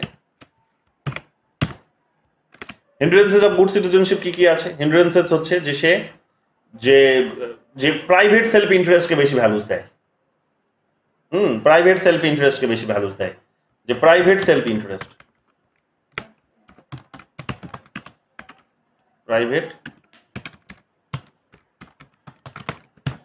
প্রাইভেট সেলফ ইন্টারেস্টকে সে হয়তো খুব বেশি ভ্যালুস দেয়, যে সে তার বাধা, যে সবসময় সে কি যে সমাজের মধ্যে বসবাস করে, সেই সমাজটাই ওইভাবে তৈরি হয়েছে যে সেখানে কি করা হয় না, সেখানে ব্যক্তিগত লাভ ক্ষতিগুলোকে সবসময় কনসিডার করা হয়। তো ফলে কি হবে, সে একটা ভালো নাগরিক হয়ে কখনোই উঠতে পারবে না। সবসময় না, ব্যক্তিগত লাভ ক্ষতিতে কি হবে, লাভ লোকসানের অঙ্ক কষলে কি হবে, বাকিরা মানে বিভিন্ন অসুবিধার মধ্যে থাকবে। যেমন দেখবে আমেরিকান মানুষরা সবসময়, বা ওই ডেভেলপ কান্ট্রিজগুলো যারা মডার্নিজমকে তৈরি করেছে, কিন্তু সেই মডার্নিজমের মধ্যে চরম পর্যায়ে দেখবে ইন্ডিভিজুয়ালিজম আছে। তো সেই ইন্ডিভিজুয়ালিজমসগুলো থাকার ফলে তারা যে যুদ্ধ করতেও ভয় পায় না, তারা পরমাণু তৈরি করতেও ভয় পায় না, তারা সেখানে অস্ত্র তৈরি করতেও ভয় পায় না, তারা মানুষকে মারতেও ভয় পায় না। তাহলে এগুলো কিন্তু অমানবিক কাজ।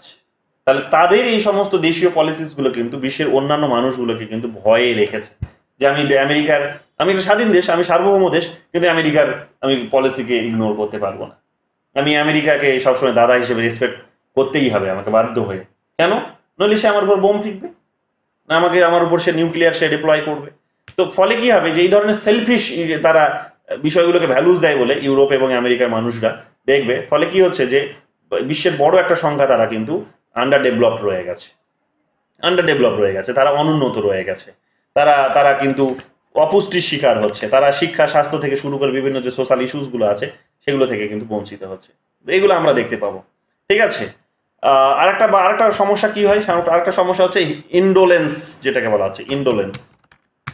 ইন্ডোলেন্স কথার অর্থ কি বাংলায় লিখে নিতে পারো, সেটা হচ্ছে উদাসীনতা বলা যেতে পারে। যে গুড নাগরিকতার পথে একটা বাধা হচ্ছে উদাসীনতা, সে নিজের থেকেই কি হয় উদাসীন। উদাসীন কি, ও কে এলো পাওয়ারে কে গেল তার কোনো খোঁজ খবর সে রাখে না, ও প্রয়োজনও বোধ করে না। ইন্ডোলেন্স একটা একটা একটা একটা অ্যাপাথি কাজ করে সবসময়, পলিটিক্যাল অ্যাপাথি। হ্যাঁ, এটা আমরা পড়বো এই সমস্ত কনসেপ্টগুলো ইউনিট 4-এ, পলিটিক্যাল কালচার পড়তে গিয়ে আমরা পড়বো এগুলো, যে পলিটিক্যাল অ্যাপাথি সবসময় কাজ করছে। সে ফলে সে কি হচ্ছে, পলিটিক্যাল সিটিজেন হিসেবে উঠেই আসতে পারছে না বা উঠছে না, নিজেকে করতে দিচ্ছে না। সে ভাবেই না যে সরকার কি করছে, ভালো করলো খারাপ করলো তাতে ওর কিছু যায় আসে না, ও কোনো কিছুতেই সেখানে কোনো সারা শব্দ দেয় না। এবং না দেওয়ারও অনেকগুলো কারণ থাকতে পারে, সেটা সে তার কোনো মানুষই চায় না যে সে তার ক্ষতি হচ্ছে সে ক্ষতিটাকে মুখ বুঝে সহ্য করবে, কোনো মানুষই চায় না। কিন্তু অনেক সময় হয় কি, যে পলিটিক্যাল বা ইকোনমিক সিস্টেমটা এমনভাবে সেখানে বা ডিস্ট্রিবিউশন অফ ওয়েলথটা এমনভাবে হয়েছে যে সে পারে না বেচারা, কি না তার নুনান্তে পান্তা পুরোচ্ছে, যে কখন খবর রাখবে যে নরেন্দ্র মোদী কি করলো বা রাহুল গান্ধী কি বললো, কখন খবর রাখবে এগুলো। তো ফলে কি হয়, তার একটা উদাসীনতা কাজ করে পলিটিক্যাল সিস্টেমের প্রতি। তো ফলে কি হয়, তো সে ভারতীয় একটা বলতে পারো যে সে একটা সুনাগরিক গুড সিটিজেন হিসেবে কিন্তু উঠে আসতে পারে না। তো এগুলো কিন্তু খুব গুরুত্বপূর্ণ বিষয়, যেগুলো সিটিজেনের পথে একটা কিন্তু বড় বাধা, গুড সিটিজেনশিপের পথে একটা বড় বাধা। পার্টি স্পিরিট একটা বড় একটা বাধা, party spirit, SPI, party spirit একটা বড় সমস্যা। পার্টি স্পিরিট মানে দলীয় যে তাদের যে একটা বলতে পারো যে মনোভাব, বাংলায় বলা হয় দলীয় মনোভাব। দলীয় মনোভাব কি, যে দল দল দল দলেরই কথা ভাবে, জনসাধারণের কথা ভাবে না। যেমন দেখছো না পলিটিক্যাল পার্টিস গুলো, যে এটা মোটামুটি ধরে রাখো যে যতদিন কংগ্রেস বিজেপি পাওয়ারে থাকবে সেন্টারে, ততদিন এখানে মমতা ব্যানার্জি থাকবে। কেন? কারণ উনি ওখান থেকে ধর্মীয়, ওখান থেকে হিন্দুর সেন্টিমেন্ট, হিন্দু পলিটিক্স খেলছে, হিন্দু পলিটিক্সের তাস খেলছেন, আর ইনি এখান থেকে মুসলিম পলিটিক্সের তাস খেলছেন। মানে অটোমেটিক সেটা মুসলিম পলিটিক্যাল তাস, মুসলিম কার্ডটা ফেলতে তাকে সাহায্য করছে। তো ফলে কি হচ্ছে, মানুষ যতই সেখানে সারা বছর তারা ইকোনমিক্যালি ভাবুক, ওই 5টা বছর তারা ইকোনমিক্যালি নিজেকে ভাবুক, কিন্তু ইলেকশনের আগে গিয়ে তারা ধর্মকেন্দ্রিক ভোট দিতে বাধ্য হচ্ছে। তো দলগুলো নিজেদের একটা না এন্টিটি বানিয়ে নিয়েছে, যে কি করে পাওয়ারটা ধরে রাখতে হবে। তারা তাদের নিজেদের স্বার্থের কথা ভেবে এরকম করছে, কিন্তু জনসাধারণের কথা তারা ভাবে না। অনেকে আছে এই ধরনের, আমি বলবো না যে একেবারেই ভাবে না, তারা অনেক পলিসি প্রোগ্রাম আছে যেগুলো তোমাদের এর আগেও ক্লাসে অনেক বলেছি, কন্যাশ্রী, যুবশ্রী থেকে শুরু করে বেটি বাঁচাও বেটি পড়াও, সমস্ত রাজনৈতিক দলেরই ভালো কিছু কাজ আছে। বাট তারা নিজেদের স্বার্থটাকে সুরক্ষিত করার জন্য সবসময় কি হয়, যে বা দলের স্বার্থটাকে সুরক্ষিত করার জন্য তারা কি করে, যে তারা কনস্টিটিউশনকে ব্রেক করে, তারা ট্র্যাডিশনসকে ব্রেক করে, তারা সেখানে রুলস রেগুলেশনসকে ব্রেক করে, তারা সেখানে বিভিন্ন ধরনের নীতি নৈতিকতাগুলোকে ব্রেক করে। তো এগুলো তাদের নিজেদের দলীয় যে স্বার্থ, সেই স্বার্থ থেকে তারা করে অনেক সময়। তো ফলে কি হচ্ছে, যে যারা ওদের মাধ্যমে ভালো নাগরিক হওয়ার হয়তো স্বপ্ন দেখছিল, ওরাও হতে পারে না, আর ওরা তো নিজেরা তো নয়, ছেড়ে দাও, ওদের ওই রাজনৈতিক দলে যারা আছে তারা তো ভালো নাগরিকই নয়। কেন? কারণ নাগরিক মানে হচ্ছে তোমার কিছু ডিউটিও আছে। সেই ডিউটিগুলো কি? ডিউটিগুলো হচ্ছে তোমার স্যাক্রিফাইস। ডিউটি হচ্ছে তোমার sacrifice to the nation, towards the nation, যে টুয়ার্ডস দ্য স্টেট, স্যাক্রিফাইস। যে তোমাকে যেটা বলা হচ্ছে তুমি সেটা করবে, সেটা করতে গিয়ে তোমার কষ্ট হয়, তোমাকে করতে হবে, কারণ তুমি অধিকারও নাহলে কি করে এনজয় করবে। কিন্তু তোমার কষ্ট হবে বলে তুমি করছো না, এমন একটা নীতি বানিয়ে নিচ্ছ যে তোমাকে আর কষ্টই করতে হবে না। তুমি দলের প্রিন্সিপালস এমন বানিয়ে নিচ্ছ যে তুমি সারা জীবন পদে থাকবে আর শোষণ করে যাবে। তো আলটিমেটলি সেটা কিন্তু গুড নাগরিকের এটা কিন্তু কোনো রকমভাবে ফিচার্স নয়। তো এগুলো কিন্তু আমরা এখানে দেখবো যে এগুলো কিন্তু খুব গুরুত্বপূর্ণ। ইলেকটোরাল সিস্টেম একটা গুরুত্বপূর্ণ কারণ হতে পারে। ইলেকটোরাল সিস্টেম একটা বড় হিন্ড্রেন্স হতে পারে, বাধা হতে পারে। যে এখানে ইলেকশন যেভাবে হয়, সেখানে দেখা গেল যে এখানে ব্লাডশেড ইলেকশন দেখা গেল যে সেখানে ব্লাডি ইলেকশনস হচ্ছে, যে রক্তক্ষয়ী সংগ্রাম হয়। নির্বাচন মানে দেখবে হয়তো পশ্চিমবঙ্গের পঞ্চায়েত ইলেকশন যেভাবে হয়, যে সেখানে নির্বাচনে হয়তো দেখো কারচুপি হয়, যেটা দেখলে পাঞ্জাবে, যেটা দেখলে যে সিসিটিভির দিকে দেখছে যে সিসিটিভি লাগানো আছে, তারপরেও সেখানে সব ব্যালট পেপারগুলোকে নষ্ট করে দিচ্ছে, যেটা সুপ্রিম কোর্টের প্রধান বিচারপতি বললেন যে it's a murder of democracy. তো এগুলো কি হতে পারে, যে ইলেকট্রাল যে সিস্টেম, সেই সিস্টেমটা, বা দেখবে ইলেকশনস কমিশন এত ফেক নিউজ, এত প্রপাগান্ডা, এত সেখানে মিস ইনফরমেশনস, এত সেখানে রুলস ব্রেক করা হচ্ছে, কিন্তু কারো তুমি দেখলে না যে তার মেম্বারশিপ বাতিল করা হলো, তার নমিনেশন বাতিল করা হলো, কাউকে বড় সড়ো কোনো কিন্তু পানিশমেন্ট দেওয়া হলো না। সেখানে গালাগালি, নোংরা কথা থেকে শুরু করে কত কথা বলেছে।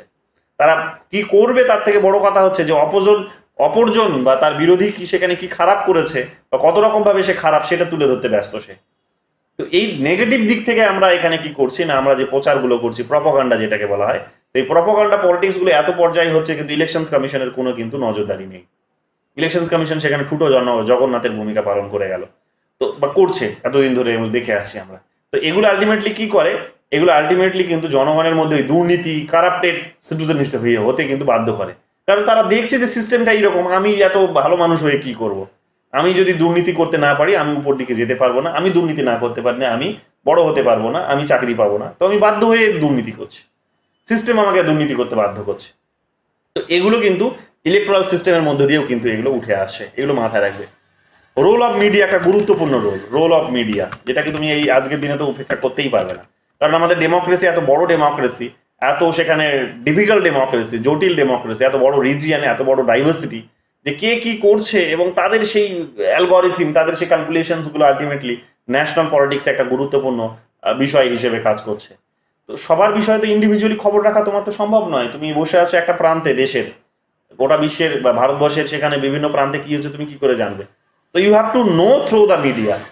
তো মিডিয়াগুলো কি হচ্ছে, তাদের নিজেদের একটা কি করেছে এন্টিটি বানিয়ে নিয়েছে, তারা তাদের নিজেদের ওই ইন্টারেস্টকে তারা ফুলফিল করার জন্য তাদের নিজেদের মতো করে কতগুলো ডিসিপ্লিন বানিয়ে নিয়েছে। তো তারা কি করছে সেখানে, তারা সরকারের সমালোচনা করতে পারছে না, তারা দলের সমালোচনা করতে পারছে না।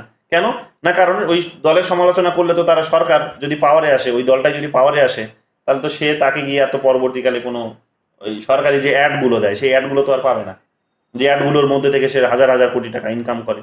তো সরকার তার পলিসিগুলো প্রচার করার জন্য জনগণের কাছে সেখানে মিডিয়ার মাধ্যমে কিন্তু প্রচার চালায়। তো সেই তো মিডিয়াগুলো যদি সরকারের সম্পর্কে যদি খারাপ খবর লেখে, তাহলে ওই মিডিয়াকে কি দেবে না। তাহলে এই জায়গাগুলোতে আমরা দেখতে পাচ্ছি কি মিডিয়াগুলো দলীয় মিডিয়াতে পরিণত হয়ে গেছে, যেই দলের হচ্ছে বেনিফিট পাচ্ছে সে দলের মুখপাত্র হয়ে গেছে। এবং আলটিমেটলি তারা কি করছে এখানে কিন্তু তাদের যে নিউট্রালিটি, তাদের যে নিউট্রাল রোল, তাদের যে একটা ফ্রি রোল, সেই ফ্রি রোলটা তারা কিন্তু আর ধরে রাখতে পারছে না। তো ফলে কি হচ্ছে, এদের মাধ্যমে তৈরি হওয়া নাগরিক কিন্তু ওদের মতোই হচ্ছে, কারাপ্টেড নাগরিক হয়ে যাচ্ছে।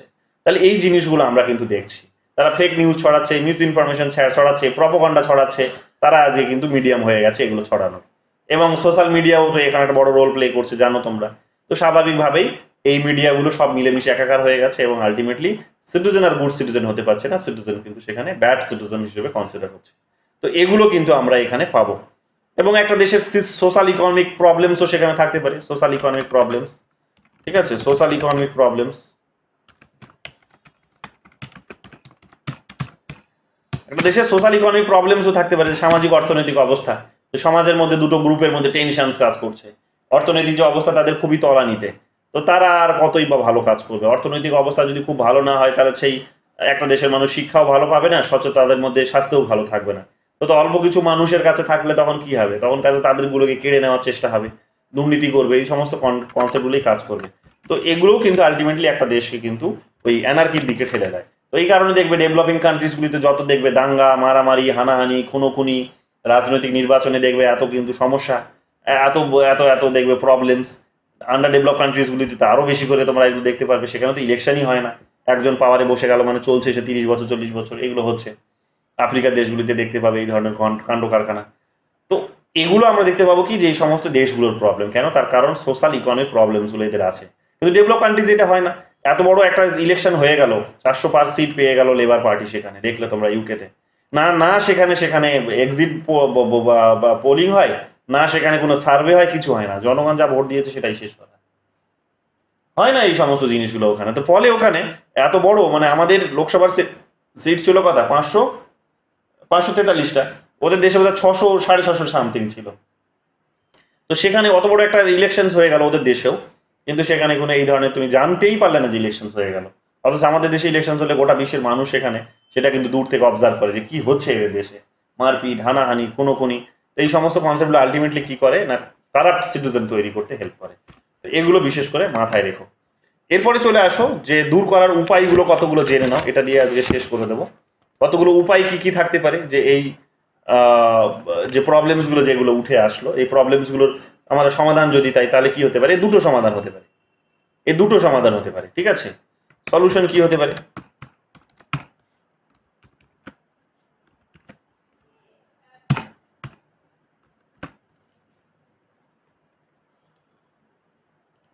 সলিউশন কি হতে পারে? এর সলিউশন হচ্ছে দুটো হতে পারে, টু সলিউশন হতে পারে।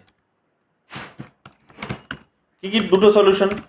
একটা সলিউশন হতে পারে যে তুমি কি করবে, শাসনতান্ত্রিক প্রতিবিধান করবে, অর্থাৎ রুল অফ ল নিয়ে আসবে, রুল অফ ল নিয়ে আসবে। একটা হচ্ছে রুল অফ ল হতে পারে, একটা হচ্ছে রুল অফ ল হতে পারে যে তুমি শাসন নিয়ে আসবে, শাসন নিয়ে এসে এমন স্ট্রিক্ট শাসন নিয়ে আসবে, এমন স্ট্রিক্ট শাসন নিয়ে আসবে, এমন স্ট্রিক্ট শাসন রুল নিয়ে আসবে যে সেখানে কেউ কিছু করতে পারবে না। ঠিক আছে, যে সেখানে রুল অফ আইন নিয়ে এসে তুমি কি করবে, যারা ভোট দিচ্ছে না, হয়তো অ্যাপাথি কাজ করছে তাদের মধ্যে, তাদেরকে তুমি জোর করে ভোট দিতে বাধ্য করবে। ঠিক আছে, তুমি সকলকে ভোট দিতে বাধ্য করবে, সরাসরি ভোটিং এর ব্যবস্থা তুমি হয়তো করবে, যে না এই ইনডিরেক্ট ভোটিং নয় কিছু, আর ওই ইভিএম মেশিনে ভোট নয়, প্রতিনিধির মাধ্যমে ভোট নয়, কারণ প্রতিনিধিরা নিজেদের মতো করে আবার এনটিটি বানিয়ে নিয়েছে, একটা সত্তা বানিয়ে নিয়েছে, তার জনগণের স্বার্থকে বিসর্জন দিয়ে নিজেদের পকেট গোছাতে ব্যস্ত থাকে। তো ডিরেক্ট ইলেকশনসের ব্যবস্থা হয়তো করতে পারো তুমি, হয়তো সেখানে লোকাল সেলফ গভর্নমেন্টের ইনস্টিটিউশন হয়তো এস্টাবলিশ করতে পারো। তো সেগুলোর মধ্য দিয়ে একটা কিন্তু হতে পারে। আরেকটা কি হতে পারে, আরেকটা এখানে হতে পারে ভোটদানে বাধ্যতামূলক ব্যবস্থা করতে পারো, যাতে সেখানে মানুষ ভোট দেয়, না দিলে পানিশমেন্টের ব্যবস্থা হয়তো সেখানে থাকতে পারে। তো ঠিক আছে, এগুলো হতে পারে। আর দ্বিতীয় কি হতে পারে, দ্বিতীয় হচ্ছে এখানে যেটা বললাম সেটা হচ্ছে যে নৈতিক প্রতিবিধান, যেটাকে হচ্ছে মোরাল একটা হচ্ছে তোমার একটা বলতে পারো যে অর্ডার, মোরাল অর্ডার হয়তো থাকবে সেখানে, যে একটা নৈতিক মানুষের নৈতিকতাগুলোকে তুমি হয়তো এস্টাবলিশ করবে, অনেক স্ট্রং করবে, অনেক রকমভাবে হয়তো ডেভেলপ করবে। যেবার নৈতিক মানুষ তৈরি করতে হলে বুঝতেই পারছো যে সেখানে কতটা পরিশ্রম তোমাকে করতে হবে, বা সিস্টেমটিকে কত রকমভাবে ডেভেলপ হতে হবে, যে ইন্ডিভিজুয়ালিজমসগুলোকে সবসময় সেখানে মাথার চাড়া দিতে, ইন্ডিভিজুয়ালিজমসগুলোকে হাই লেভেলে উঠতে দিলে হবে না। সেখানে হয়তো এই অ্যারিস্টটলের তৈরি করা যে পলিটিক্যাল সিস্টেম, সেই পলিটিক্যাল সিস্টেম হয়তো তোমাকে হয়তো সেখানে এস্টাবলিশ করতে হবে। তো সেগুলো আবার অনেকটা ডিফিকাল্ট, লং রানে এগুলো সম্ভব, এত সহজে সেগুলো হয় না, লং রানে এগুলো হয়, বাট এগুলো চেষ্টা করলে হতে পারে। অর্থাৎ যে ইউকেতে তোমরা আজকে এত শান্তভাবে ইলেকশন হতে দেখছো, সেই ইউকেতে কিন্তু একসময় দেখবে রাজার মুন্ডচ্ছেদ করা হয়েছে, রাজার কিন্তু মুন্ডচ্ছেদ করা হয়েছে। তো সেই ইলেকশনে আজকে আমরা কি দেখতে পাচ্ছি, যে সেই ইলেকশন আজকে শান্তভাবে হচ্ছে, ধীরভাবে হচ্ছে, এবং শান্তিপূর্ণভাবে হচ্ছে। এবং প্রধানমন্ত্রী যদি তিনি ভুল করছেন, তিনি রিজাইন করছেন, প্রধানমন্ত্রী যদি আজকে কিছু ভুল করছে, তাহলে তিনি রিজাইন না করলে তাকে সরিয়ে দেওয়ারও ব্যবস্থা সেখানে আছে, এবং স্মুথলি সেগুলো হচ্ছে। কিন্তু ইন্ডিয়ান ডেমোক্রেসিতে এই সমস্ত জিনিসগুলো আমরা দেখতে পাই না, বাট চেষ্টা করলে আমরা কিন্তু সেই দিকে যেতে পারি। তাহলে এই মোরাল প্রিন্সিপালসগুলোকে, মোরাল অর্ডারগুলোকে কিন্তু এখানে এস্টাবলিশ করা যেতে পারে, করে কি করা যেতে পারে, সেখানে কিন্তু এই একটা কান্ট্রিকে কিন্তু, কান্ট্রির যে সিটিজেন, সেই সিটিজেন্সকে কিন্তু গুড সিটিজেনে ডেভেলপ করা যেতে পারে। তো এই বিষয়গুলো এখানে মাথায় রেখো, এগুলোই আলোচনায় আসবে, এগুলোই আমাদের পড়তে হবে। এরপরে আমরা আলোচনায় আগামীকাল চলে আসবো কোথায়, আমাদের থিওরির পার্টগুলোতে চলে আসবো। আসল আলোচনা আমাদের সেখান থেকে শুরু হবে থিওরির পার্টে। থিওরির পার্টে আমাদের এখানে কমিউনিটারিয়ান থিওরি আছে, আমাদের লিবারাল থিওরি আছে, আমাদের কমিউনিটারিয়ান আর লিবারাল থিওরি দুটোই হচ্ছে গুরুত্বপূর্ণ থিওরি। এই দুটো থিওরি আমাদেরকে কিন্তু আগামীকাল পড়তে হবে, এবং ইউনিভার্সাল যে থিওরি আছে এবং জেন্ডার থিওরি যেগুলো আছে, এই চারটে থিওরি আমরা আগামীকালকের ক্লাসে শেষ করব, করে সিটিজেনশিপটা আমরা কমপ্লিট করব। সিটিজেনশিপের কনসেপ্টটা শুধুমাত্র সিটিজেন থেকেই যে প্রশ্ন আসে তা নয়, সিটিজেনশিপের কনসেপ্ট থেকে আমাদের এই মাল্টিকালচারালিজমেরও প্রশ্ন আসে। কাজেই সিটিজেনশিপের বিষয়টি পড়লে মাল্টিকালচারালিজমের আলোচনাটাও অনেকটা সহজ হয়ে যাবে। কাজে এইগুলো একটু ভালো করে মাথায় রেখো, ঠিক আছে? 6 জন আছো, বাকিরা সব বেরিয়ে গেছে, হাঁপিয়ে যাচ্ছে ক্লাস করতে করতে। হ্যাঁ, 7 জন আছো। তো বলো এবার তাহলে কোথায় কি অসুবিধা হলো, কোথায় কি বুঝতে পারলে না তো